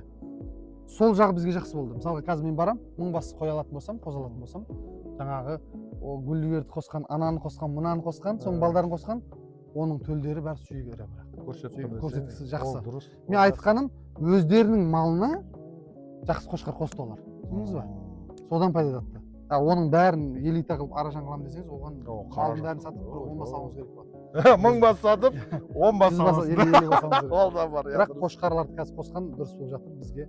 Тамаша. Негізі селекцияның да пайдасы өте жақсы болып жатыр. Ірі болған жақсы. Ең үлкен, мысалы 2 жасар бола ма, 3 жасар бола ма, мынау сойған уақытта туша ретінде ең көп салмақ берген қанша сенде? Менде 3 жасар болды былтыр, 103 килограмм шықты. Өзім бордақылап сойғаным. Туша. Таза ет, иә. Оны ол да Инстаграм парақшамда тұр. Бір досым бар, Садықшан деген өзі мықты жігіт. Ой, кішкентай болса да өзім бар. Құрбандық болатын кезде мен айттым, Садықшан дедім, досым кел. Не сойып жатсың десем, бұқа сойып жатыр. Мен айттым, қанша адам? 7 адам. Сенің ана дүниеңді, ары жүзінде 7 адамды көтере алмайды. Сөйтіп күлді, неге деді, кел, сені көтеретін қошқар бар. Келді да 2 қошқар берді, ең үлкен. Негізі ортыққа миллион теңгеден сұрап тұрғам. Мынаны қайсысын соясың деп едім, мынаны соямын деді дәуін. Болды дедік, біреуін ол сойды, біреуін мен сойдым. Оныкі 103 кило, менікі 86 кило шықты. Сол өзім бордақылап сойғаным сондай шықты. Бір осы қазір айтарым, құрбандыққа сойдық оны. Осыдан 3 жыл бұрын, 4 жыл бұрын бір қошқарды 1 жыл бақтым. 1 жыл бақтым, 2 жаста 4 түс кезінде өзім сойдым, 96 кило 600 грамм шықты қошқар. Таза ет туша. Таза туша. Енді сендер енді профессионалсыздар ғой, енді білесіздер ғой қалай қылатын. Мен практикамда 2 жасар қошқарым ең үлкен салмақ берген 92. Жақсы. Бірақ ол кезде мен бордақылаған жоқ, мен бордақылауды білмеймін да, оң қалайды. Жеп жатыр ма, жеп жатыр, жүр ма, жүр. Қорбаңдап жүреді, жүр. Түр әлпеті келіспегенде, бірақ қорбаңдап жүреді. Соны сойған кезде 92 килограмм шыққан. Ал так среднем 1 жас пен 2 жастың арасында 75 пен 85-дің арасында беріп тұрады. Так что мен бір жағынан айтатыным, мынау қаны таза ет бағытында жүрсеңіздер де, таза қаны бар, еті таза, жаңағы жақсы қошқар қойылған нелер болатын болса, салмақ ол береді. Береді. 70, 80, 90, мұны айтып отыр, 100-ден асып кеткендер де бар екен. При этом олар анау 10 миллион, 20 миллион тұратын қошқарлар емес. Вот ет бағыт, чисто ет бағыт. Солардың балдары болуы мүмкін, бірақ ұрығында бар да, қанында бар. Генетикасында бар. Сол үшін мен қымбат қошқар пайда ма, понт па деген кезде мен айтам, дұрыс жүйелі санайтын болсаң, оның пайдасы бар. А егер де понт қылатын болсаң, атағым шықсын, даңқым шықсын дейтін болсаң, онда селекция жағынан жүріп, шаман келген бағада ала бер. Без проблем. Без проблем. Ақша біздікі емес. Біз о деп отырамыз. Так что елге де қызық керек, сізге бейнет керек, арыңге өз тірлігін жасай берсін. А енді ет бағытында жүріп, ондай 500 мыңға долларға қошқар алатын болсаң, вряд ли оны оправдаешь. Оны селекционерлер бар, солар алып жатыр. Олар солай істемесең, атақ ет бағытында сәл неправильный жүйе, неправильный есеп болып қалады. 100 мың долларға қошқар алатын болсаң, оны қашан оправдайсың? Ол тек қана төлін сату керек и селекция жағынан өркендету керек, да? Мынау жаңа мынау саулықтарыңды көрсеттің. Енді бұлардың рационы қалай болып жатыр? Бұл қазір сен мынаны қазір сен тірідей сатқың келіп тұр ғой. Иә, тірідей. Бұл сойылмайды бұлар мақсатаға. Өйткені обал мына біреудің 15-20 жылдық пенеті. Мен мұны сатып алдым ғой. Бірақ бұл қойлар біреудің 15-20 жылда шығарған селекциясы мынау. Таза қисар қойлар. Сол таза қисарға ол кісілер жаңа сіз айтқанда 5 мың, 10 мың долларға алып арашан қошқар қосқан екен. Мына сары қозылар содан түскен. Содан шыққан ба? Иә, құлақтары ұзын болып тұрған содан себебі. Аяғы жуан болып тұрған. Құлақ демекші, құлақ неғып өлшей береміз? Мен оны білмеймін. Жоқ, енді ол вид болса керек ол. Мен ойлайтын да, жеке менің ойым. Арашанды ойлап тапқан кезде, жаңа селекционерлер барлық параметрлерін қойған кезде 18 плюстан барлығы негізі элитаға кіріп кетеді екен. Құлақ па? Құлақтың. Өз параметр бар екен да, бойынанша болу керек, мынандай груд бәрі. Соның ішінде құлақтың салмағы несі де тұр да, ұзындығы. Арашанда 18 плюстер кіреді екен. Сонымен сол ішінде болғаннан кейін анау бәрі өлшеп атады ғой. Енді құлақ болған кейін оны да өлшеп кетті да. Енді біз преувеличивать та, қазір бірінші өзіміз барып құлағын өлшейміз да, ол параметрлердің ішіндегі біреуі, основной емес. Иә. Қазір салмақты айтпайды, бойын айтпайды, құлағын айтады. Мен тоқтай тұрыңдаршы ба, құлағын естисің десем, жейсің ба деймін, салмақ қоса ма? Естеріңізде болсын, құлақ параметрлердің ішіндегі біреуі. Рестайлинг дей ма, не дейді, типа сол сияқты. Аяқтың жуандығы, көкіректің кеңдігі, белдің ұзындығы, құйрықтың көтеріңкі әрі кеңдігі сол. Соған қараған бір несі. И гарбаноз да сол, и құлақ та соның бір ішіндегі бір заты. Допам кетеді. Сол себептен основной құлақ демеңіздер. Маған просто звондаған кездер болды да, мен енді қисар қылбасам. Құлағы қанша дейді. Енді айып етпейсің, иқылдатып қоямын. Қасым ба құлағын дедім. Жындан көтіме біледі. Сен менен звондап жатсың, сенен мал сұрап жатсың. Не қыласың оның құлағын десем, білмеймін ғой, қазір бәрі құлақ сұрап кеткеннен кейін дейді. Сол себептен мен Фархат қасапшы, непосредственно қой бегі айтып жатыр. Құлақ ол доп параметр именно селекция жағынан. Селекция жағынан. Ет жағынан емес, ол ет қоспайды, ол бой бермейді. Бірақ түр әлпетке ол лайықты болуы мүмкін. Қазір андай да шыққан ғой. Тұрып тұру керек, жат тұру керек. Баяғы жын болып қалмай, құлақ қалай десем, тұрып тұрған болмайды, жат тұрған болады дей ма? Мен сізге соны айтып берейін. Мына сары қойдың ажыратуды айтып берейін мен сізге. Мен осы жерде секреті. Сары қойдың ұстап та көрсетсем болады негізі. Арашанның құлағы жат тұрады, шынымен де. Бұлай жат тұрады. Жат тұрады. Гисардың, еділбайлардың құлағы тұрып тұрады олар. Түсіндіңіз бе? Сол ба? Вот, сары қой көрсеңіздер, Арашан деп ойлап қалсаңыздар, құлағына қараңыздар, шын мәнінде құлағы жатып тұрады олардың. Шын мәнінде жатып тұрады. Мен қазір көрсете аламын, любойын. Мына қозылар Арашан түскен ғой менде. Анау тұрған мына сары қозы. Көрдіңіз жатып тұр, Масатаға. Иә. Анасы Еділбай ғой, мынанікі, ол бір өзі жеке қозы мынау. Шешесі мынау. Орташа қой ғой. Әкесі Арашан болған. Құлақты көрдіңіз бе жатып тұруын? Қозылар бар, артында бақырайып тұр. Көрдіңіз бе құлағын? Көрдіңіз бе, артында бүйтіп тұр. Жатып тұрған, ол значит қанда Арашаны бар дейсіз ғой. Мен қазір көрсете саламын. Ерінбей көрсете саламын. Мына жатып тұрған жоқ, Мақсат аға. Мына жатып жатқан жоқ мына құлақтар.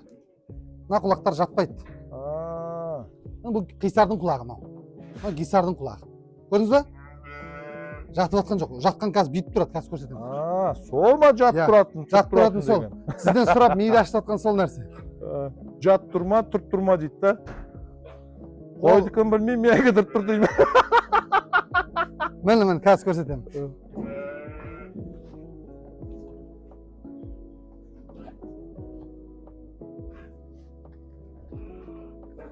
Арашан қойдың құлағы, сары қой көрсеңіздер, мынандай тұрып тұрса бұл гисар мынау. Міне, түсір мынаны.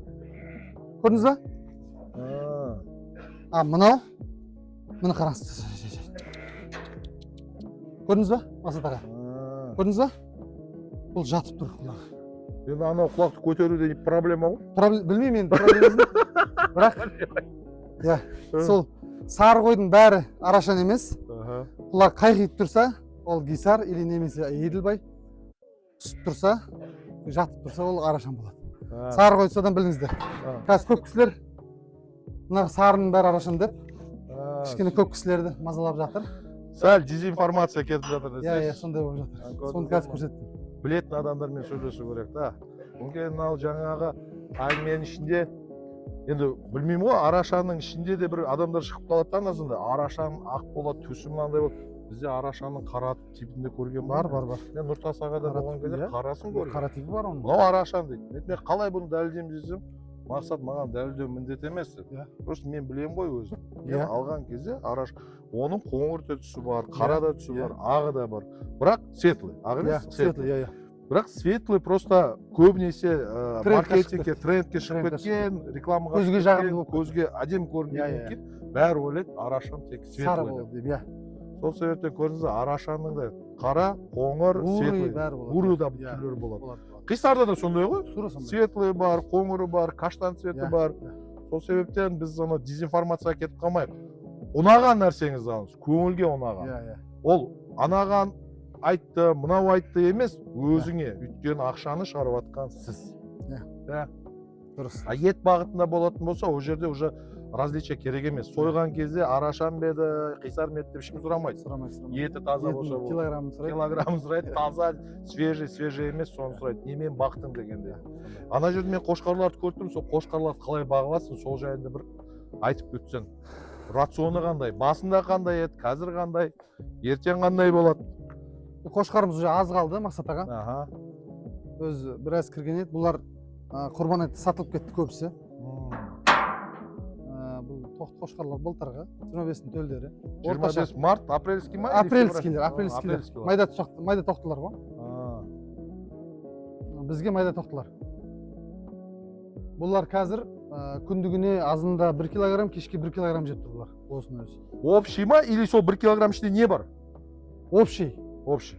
Не бар болғанда жаңа айтқанымыз, арпа, жүгері, бидай, сұлы, рапс бар. Жаңа тұз нелі премикстер бәрі бар. Соны азында 1 килограмм, кешке 1 килограмм жеп тұрдылар. Ол же максимальный жеп жатқан қазір. Бұлар 1 ай, 1 жарым айда соямыз бұларды. Кетеді бұлардың бәрі. Неші, шөп қанша бересің?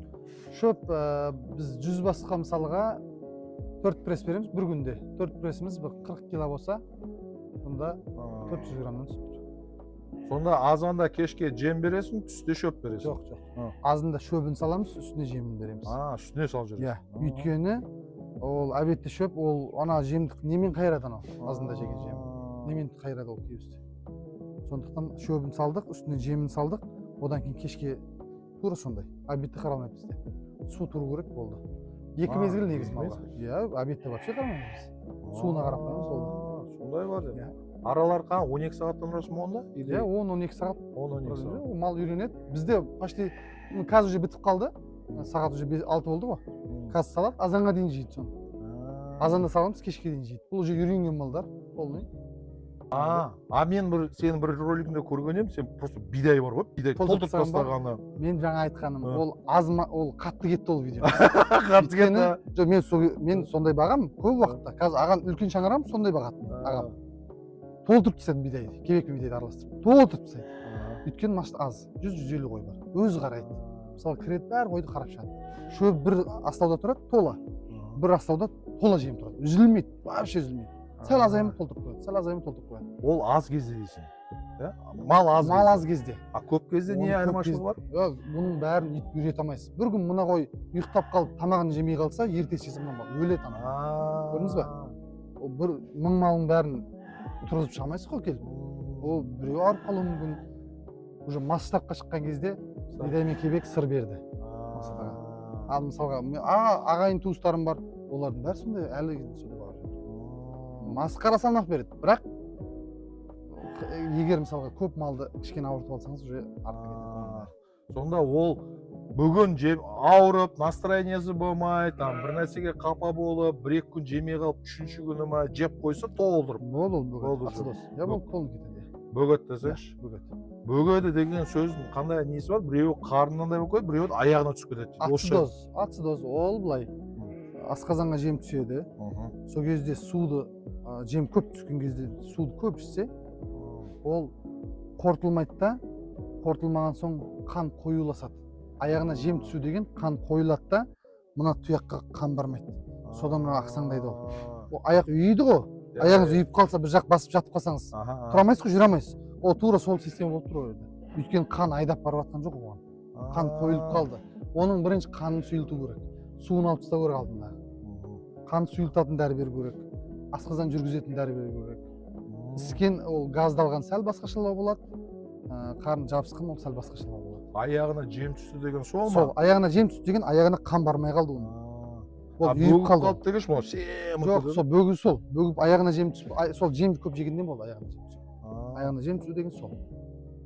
Бөгіп қарны ісіп кеткен, ол ішіне түсті да артқа айдай алмай іші газдалып кетті деген сөз. Ол басқа. Ол басқаша. Екеуі бір система да, бірдей дәрілер әсер етеді. Сәл мысалға ақсап қалса, аяғына жем түсіп қалса, ол сәл тез жазылып кетеді. Ана қатты бөгіп қалған жазылу қиын болады. Аузына кергі саламыз, аяқ ол болады. Қазір жақсы дәрілер шығып жатыр. Өте мықты дәрі препарат бар. Атын ұмытып тұрмын, негізі қой жерге саламыз сүретін. Мен инстаграмда бар. Тамаша. 2 рет, 3 рет ішіресіз, айдайды, қолын жүріп кетеді. Қытайдың дәрісі мықты шықты, бірақ сол дәрі. Соны қаншадан бері күттік. Көп адам осы проблемасы бөгіп қалды. Көп адам содан қиналады. Фархат аға бөгіп қалды, не істейін? Өте қиын мәселе сол. Бөктіріп алу өте қиын. Басқа бәрі жазылады, аяғы ақсап қалды, жыртылып қалды, сызылып қалды, түшкіріп қалды. Ішіне құрты бар, ол бәрі кетеді. Бөгіп қалған мал өте қиын. И бір ацидоз болған мал семіру өзіне келу қиын болады. Сондай мәселелер. Не бойынша, шомылдыру бойынша, жаңа сен айттың, возможность болса, апта сайын шомылдырсаң да гәп жоқ. Гәп жоқ. Біз енді қаланың қойлары ғой, біз апта сайын шомылдырамыз. Бәрі күледі, кайфовать етеді, шомылдырып отқан кезде. Не бар ғой енді, бассейн, көп бәрін істеп қойғанбыз. Кешке жинап қояды, воскресенье күні, суббота күні барасың, шомылдырып бастаймыз. Бірінші күзде, көктемде жаңағы полный дәріге шомылдырамыз. Жаңағы сасығы бар, қарасы бар дегенде, ол как болады, профилактикалық. А жазда жай ғана ашын, күн ыстықта бір шомылбасын. Бассейнге біз орамыз ғой, тура сол сияқты. Ашын суға шомылады да. Ол постоянно крелин қоя бермейміз. Жоқ, ол болмайды ғой, постоянно. Ол не қалады ғой? Зиян болады. Отравление болады. Ыстық. Сол себептен біз мақсат апта сайын шомылдырады дегенге ойлап қалмаңыз, апта сайын крелин салады. Крелин емес, ашын суға. Ол возможностьыңыз болса, апта 10 күнде бір шомылдырсаңыз. Ну да, возможностьың болса, неге істемеске? Сондай. Согласен. Енді мынау жаңағы не бойынша Фархат осы жерде жаңағы Арашан деген тема ғой енді. Өзің қалай ойлайсың? Осы Арашан қазір бренд болып тұр. Дұрыс па? Алдында біздің Құдайдың берген Еділбай, Қисар бәрі мощный. Енді олар ет бағытында кетті ғой. Енді арасында там біреулер жақсы селекция істеп, Қисарды да, Еділбайды да, онкейін бізде Байсары деген бар. Ол жайында бар ма? Информация ма? Информация Байсары. Байсары ол былай. Біздің жаңа айтқаным, біздің елдің баяғы Қисар қой болды ғой, Қисар қой болды, Афған шатыспа қой болды. Сол өзіміздің жергілікті қойға Қырғыз елінен или болмасам Арашаннан осы ағалардан болсын алып келіп, соны қосып жатыр. Одан түскен қозысы Байсар болып жатыр. Ол негіз F1. Сол F1. Түсіндіңіз ба? Екі мықты пародан бір-біріне қосқан кезде искра шығады да, одан мықты төлседі. Негіз ол мықты нәрсе. Дұрыс түсіндің ба? Байсары ол Арашаннан кем болмаса, тең болмаса кем емес дейсің ғой? Жоқ, кем емес емес. Енді анау әкесінде болмаса да, енді аналығыңыздың несіне байланысты. Аналығыңыздың мықтылығына байланысты. Енді екі парода, бірақ ол екі парода болғанда да, ол екеуі қатты алыс емес қой бір-біріне. Өте жақын парода, ол туыс қой. Туыс, Сода да скрещиваем жақсы түседі да, и қозылар жақсы түседі. Сол Байсар деп соны шығардық. Ол енді қазақтардың брендировать еткен нәрсе сол. Болашақта мен ойлаймын, қазір енді бәрі мынау, қырғыз ағайындарға гәп жоқ. Жақсы реклама беріп отыр, жақсы маркетинг беріп отыр, бір-бірін қолдап отыр, қоштап отыр, әйтеуір бағаны көтеріп отыр, шамасы келген алып отыр, шамасы келмей жатқан даттап отыр. Даттаған ішінде бізде хайповать етіп қалып жатқан менде жайым бар. Ешқандай претензиям жоқ. Сізге де. Просто мен өз ойымды айтып жатырмын. Олар өз тірлігін істеп жатыр. Так что бір-бірімізге қапа болмай қояйық. Ертең күні Байсарын да өйстіп, осы Қазақстанда шетелге сатайық аға. Байсарын шығарып, көтеріп шетелге сатайық. Неге сатпасқа? Аукцион жасап, Италия алсын бізден, Германия алсын бізден. Біз алып жатырық қой, геймшерін алып жатырық. Австралиясынан несін Дорперін алып жатырық. Текселін, о, $1500-$2000, $3000 тұрады. Аукционмен аласыз оны. Сондай ғой. Неге біз Еділбай, осы Байсарын не үшін сатпаймыз? Қазақтың қойы. Не үшін сатпаймыз? Продвижение, маркетинг, продвижение ғой енді. Енді біздің елден рекламасы бітіп шығып, шетелге шықса Алла қаласа, о күнде келіп қалар. Өз ойым. Қырғыз ағайындар қалай маркетинг жасап жатыр? Қазақстанда да бар нәрсені солай маркетинг жасап, біз көтерейік. Біз олардан қымбат алып жатсақ, біз де оларға қымбат сатайық. Сіз біздесіп, жаңа селекция бағытында жүргендер ақшаны көтере берсін. Гәп жоқ. Ет бағытындағы міне Фархат бауырымыз айтқандай, дұрыс бағытта, дұрыс есебің тура, жүйең тура болса, пайдамен шығуға болады. 8-12 мың теңге расход айынан біреуіне кетеді. Шаман кетсе, жүрегім осында қалайды, мінезім осындай десең, осы бағытта жүрге болады. А так, просто таза пайдаланып, одан басқа ештеңе керек емес дейтін болсаңыздар, сол жаңа стройкаңызда, тендеріңізде, алып сатуыңызда жүре беріңіздер. Бұл қоймен овощ сатып. овощ сатып дегенде. Ол кемсіту емес, өйткені бұл шаруашылық қиын жағдай. Бұл мойынға жүк болған соң жүкті көтеру керек. Бұл оңай шаруа емес, ашығы Мақсат аға көп адам айтады, ой оңай, қойды алдым, жоқ. Оңай болса миллиардер болып кетпедік па? Қой шаруашылығы, мал шаруашылығы оңай шаруа емес аға. Бұл тірі жанмен айналысу ғой бұл аға. Бұл тірі жан, температура бұда да бар. Сіздегі температура бұлда да бар. Біз келеміз, малдың температурасын өлшейміз кейде Мақсат аға. Қыстың күні бір ауру келді ғой, білесіз, атын атамай ақ қояйық. Сол кезде бәрінің температурасы кетті. Менде де болды. Сол кезде температура түсіретін бірінші дәрі салдық, одан кейін бір еміне қолдадық. Мақсат аға, бұл біз адамға мен білмеймін не істеу керек екенін. Бала температура шықса мен білмеймін не істеу керек екенін. Бірақ малға білемін. Енді жұмысым сол ғой Мақсат аға. Табысым осыдан. Сондықтан бұл жұмысқа кірісетін болсаңыздар, Алла қаласа деп жақсылап мынандай етікті киіп бірінші очередьте. Мынандай малаққа батып, ағам кроссовкамен жүр, біздің ағамда да бар екен. Мен қорамда жүрген жоқпын. Жоқ, негізі айтам, осындай етікпен кірісіп, малмен сөйлесіп, оған көңіл беріп, одан кейін барып, ол сізге көңіл береді, ол сізге пайда береді, ол сізге берекесін береді. Сондай жағдай. Ең азы. Вот жаңадан бастап жатқан қазіргі мотивация беріп жатыр ғой. В любом случае, малда береке бар. Қойда береке бар дейді. Пайдасы бар. Менің сөзім енді турламай, сен мен білмеймін. Мен айтам, әр қойдан ең минимальный 20 мың теңге таппасаң, значит сен бір нәрсе дұрыс істеп жатқан жоқсың.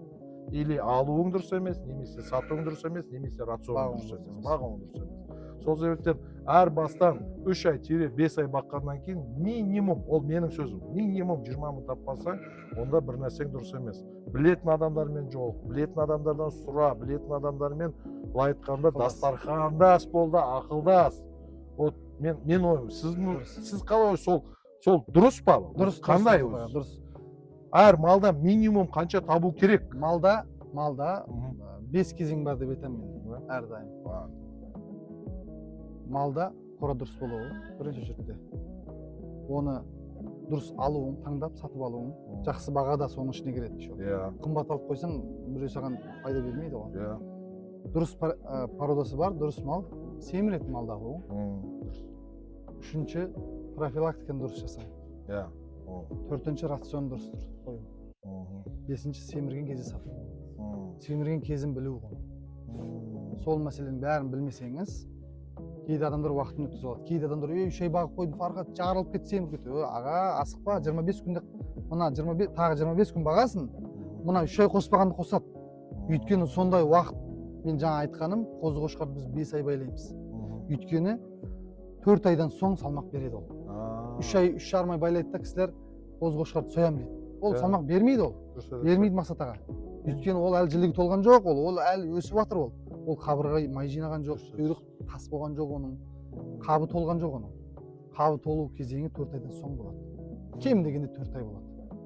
Сол кезде ғана сіздің үмітіңізді ақтап, айтқандай, соясыз, маржаңызды шығарып береді. Дұрыс айтасыз, мен осымен толығымен келісемін. Өйткені практика жүзінде мен 100 басты қойған кезде, сол 100 басты сенің рационымен қойдым.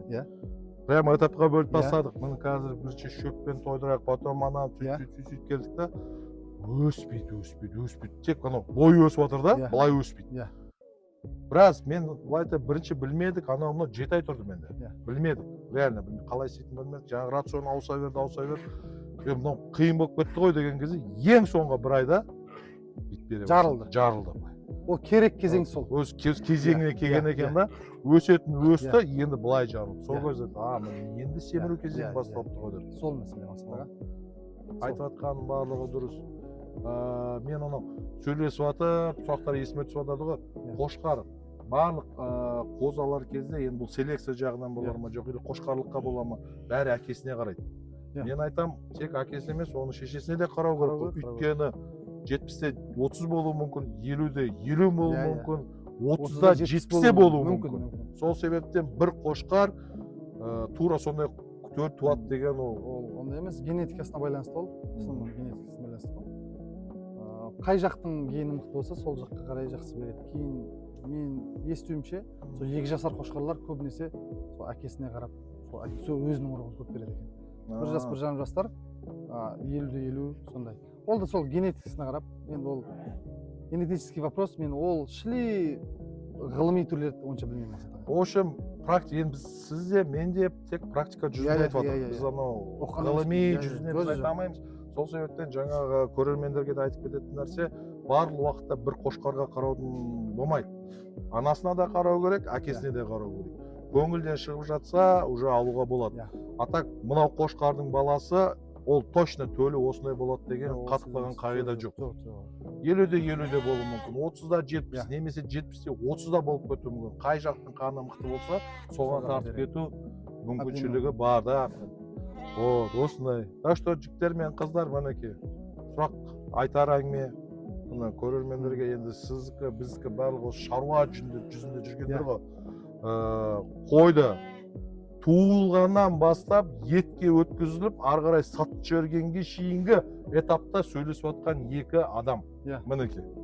Бұлай келіп, уже бұлай.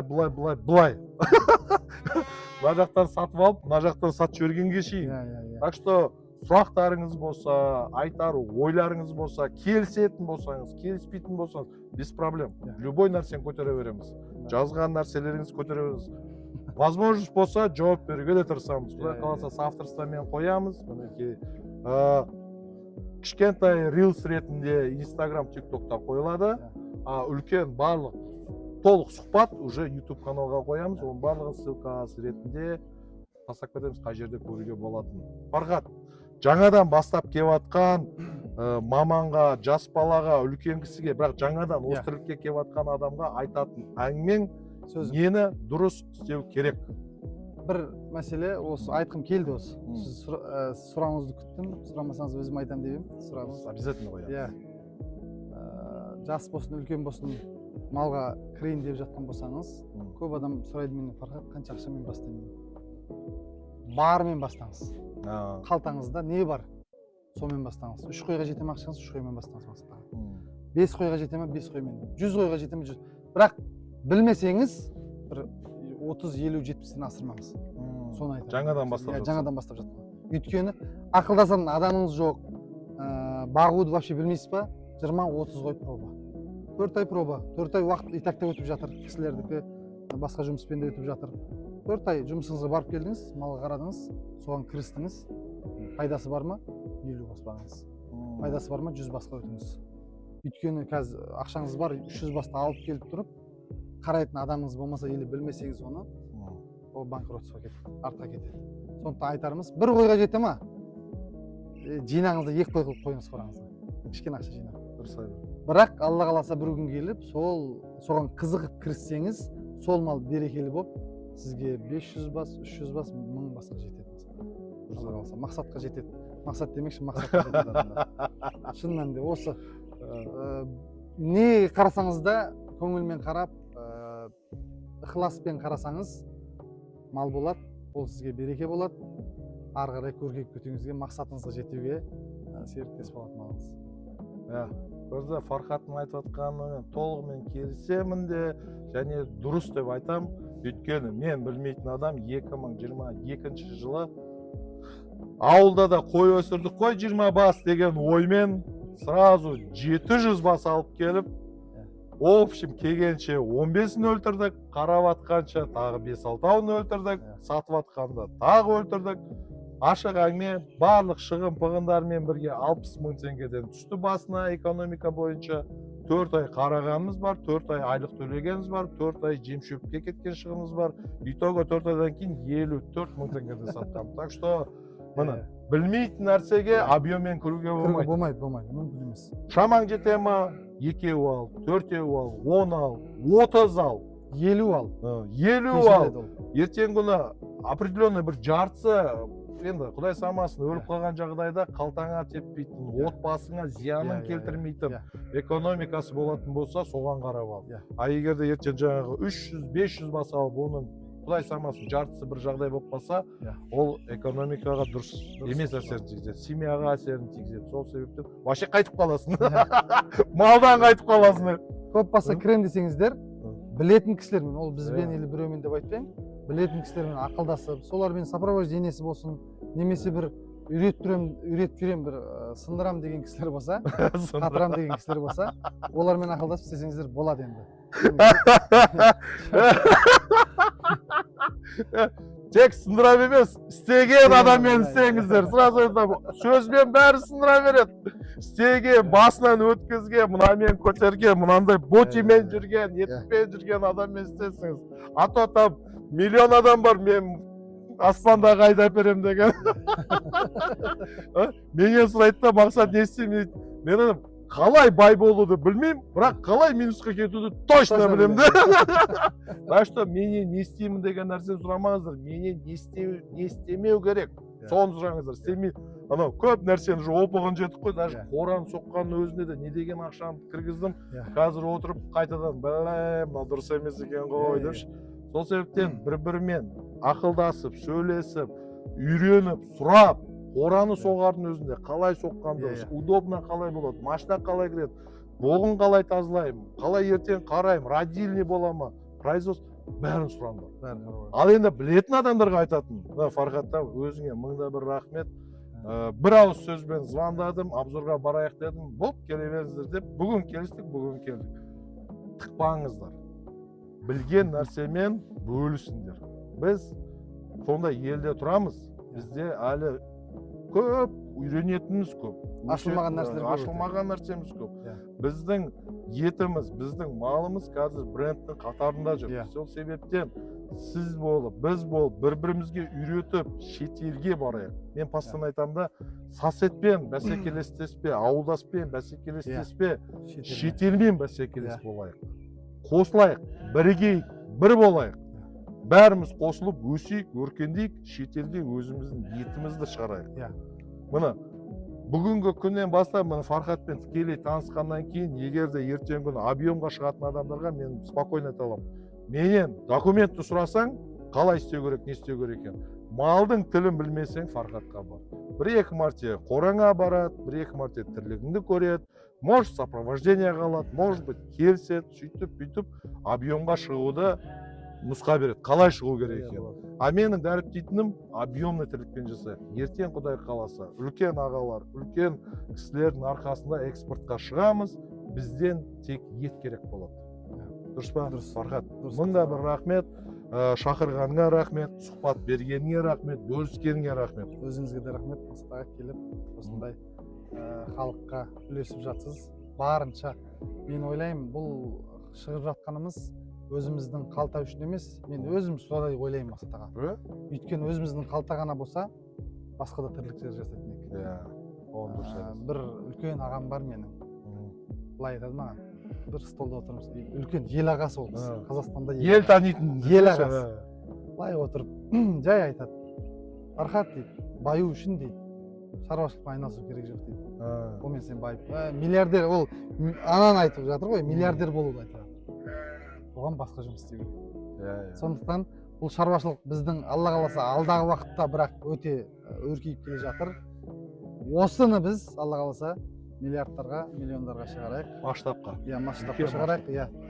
Бай қуатты болайық. Сіз айтпақшы, әр қазағым бай болсын. Тек жақсылықта қарым-қатынасымыз қазақ елі аман болсын. Кешкі демалыс дей ма? Яны өгөздей болып еміп отыр ғой? Осы нәрсе ғой аға. 4 ай толық ему керек деген осы. Анасынан да өп тұр ғой. Зато ертең осы ұрық береді. Аналық қозыл қойлар осы. Мына қозыл қойлар осы. Қазір сатылымда ғой? Сатылымда ғой. Ол мына бағасын келісіп, өздеріңіз сіз біздесіп, арашан типтес деп бірақ қисарлар енді. Ішінде әкесі арашан. Әкесі арашан, бәрін әкесі арашан. Анасы қисар болуы мүмкін. Сол себептен точно айтып береді. Мынау точно арашан, мынау смесь, мынау гибрид деп.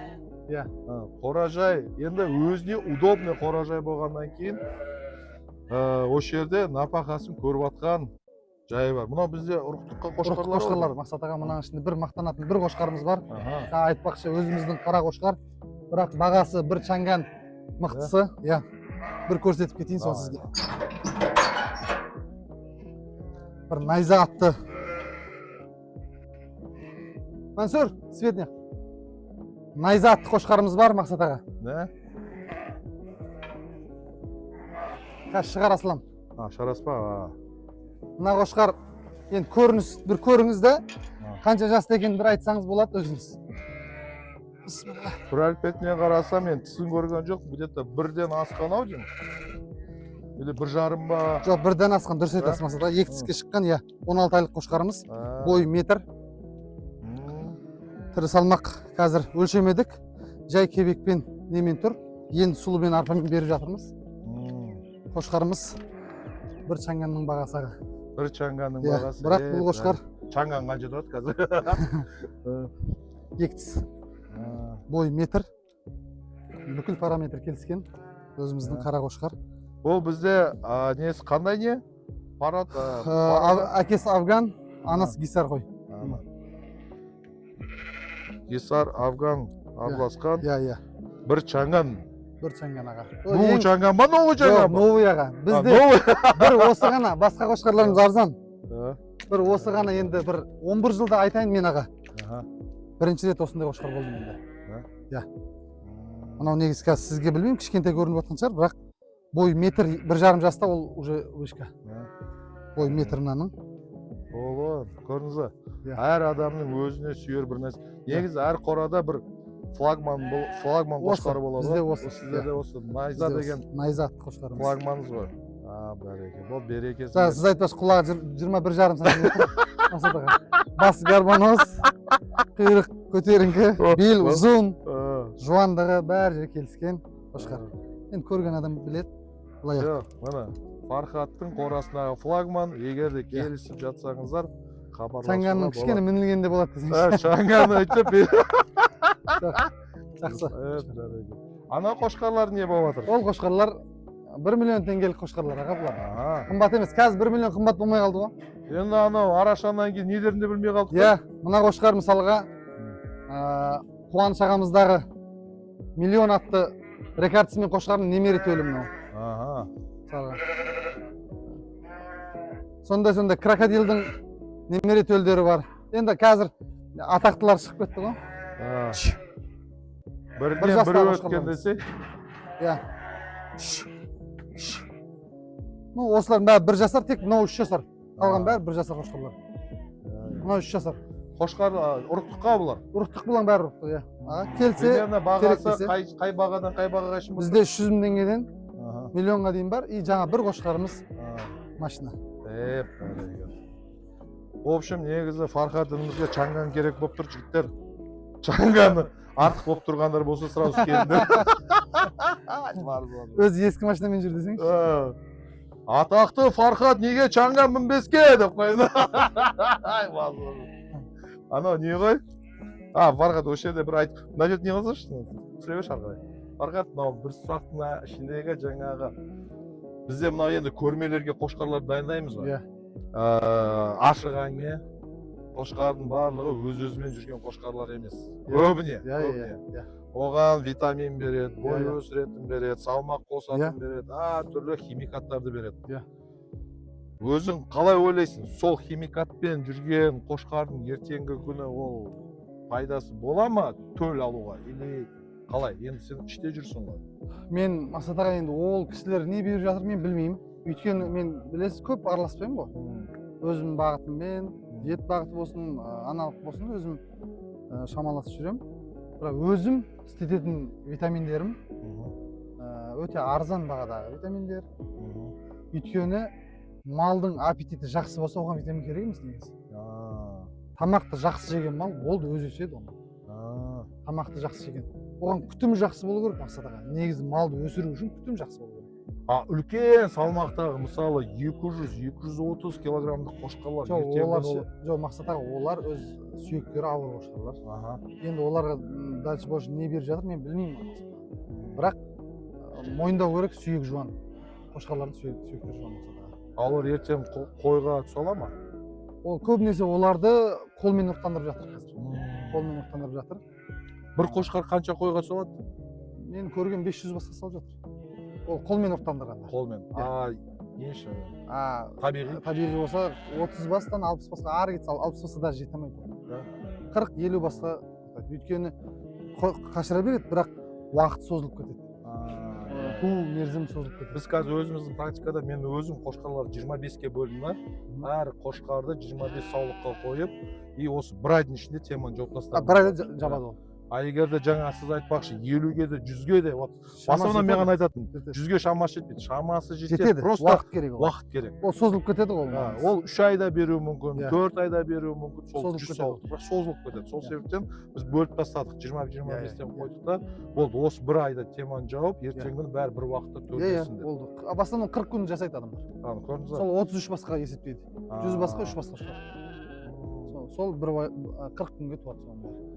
Енді жалпылама барлық теманы қамтыдық ау деймін. Қалып кеткен нәрсе жоқ па көкейде? Қалса сұрайды, соған жауап береміз, кейін бағып берді. Болды. Ассалаумағалейкум. Ал жігіттер, қыздар, біз қазір міне Фархаттың несінде жүрміз ғой, жаңағы қорасында сөйтіп, біз жаққа дуылда басқа бір климат келіп тұр ғой енді. Батыстың азаматтары келіп отыр, Атырау қаласынан. Сіз де Атыраудан ғой? Иә. Сонша жерден басып Мақсат аға. Бізді Инстаграм мен қазір көріп тұрмын бұл кісілерді. Мені енді қаншадан бері күзетеді, білмеймін. Сол жақтан келіп, Фархат аға өзінің сұхбаттасып, бір күн қонып, Алла қаласа үйімізде. 10 тұсақ бір қошқар алып кетіп бара жатыр бауырларымыз, Алла қаласа. Берекесі. Солау Атыраудан ат терлетіп келіп тұрған жайы бар бұл жігіттердің. Алла разы болсын өздеріне де. Біздің, мен ойлаймын, жұмыстарымыз кішкене кісілерге ұнап жатыр. Сондықтан келді деп ойлаймын енді. Өздерінен сұрап көрейік та, ал жігіттер, қыздар. Танысқан Қуаныш Мақсат, Нұрсұлтан, Мейрамбек. Енді сіздер сонау жерден келіп жатсыздар. Қалай бұл жігітті қақтан тауып алдыңыздар? Не себепті именно осыған келдіңіздер, соған? Инстаграмнан қарадық қой. Инстаграмнан қарап, жақсы жүргізеді, идеяларын көрдік, сәттерін, қошқарларын көрдік жаңа. Сөйтіп өзімде биыл басты істеп. Бастап жатсыздар ғой. Сол Фархат ағамен сөйлесіп, телефон бір-екі рет сұрақтарын былай жауап беріп, жақсы әдемі. Қой осы кісі бақытын біледі ау деп сол бір заказ беріп, қошқардың ақшасын төлеп жіберіп, сатады дедім. Көрейік деп аяқтай сол келген жағдайымыз бар. Көзбен көріп, қолмен ұстап, иіскеп қайтайық дедіңдер ғой. Көрдіңіздер ма? Мұн жаққа келген шығынды бар, ода тұрған ештеңе жоқ. Тек сол көрейік, бақыттайық, танысайық деп сол үшін келдік. Оған жақта да отыр, телефонында да беріп отыр, алдын ала бұл кісінің стажы бар, көрейік деп сондай мақсатпен келдік. Сіздер тек қана қой қошқар емес, сонымен бірге білімді де алуға келіп отырсыздар ғой енді. Барлығы керек нәрсенің бәрін біліп, көрдіңіздер ма? Білім алу үшін адамдар ел асып, Атыраудан келіп жатыр.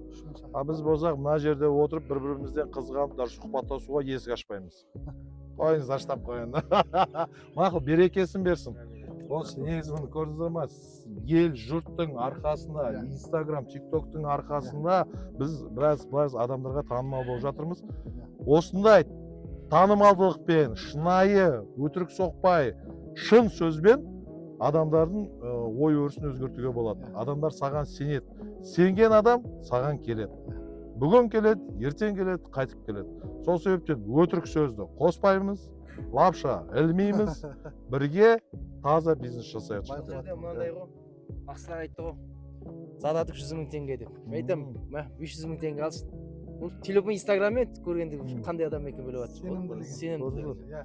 Мен айттым, бұл кісі, мен айттым, задат тастап қойсаңыз дұрыс болады. Өйткені батысқа бір машина жалдаймыз да, 30-40 малды артамыз, тиіміз.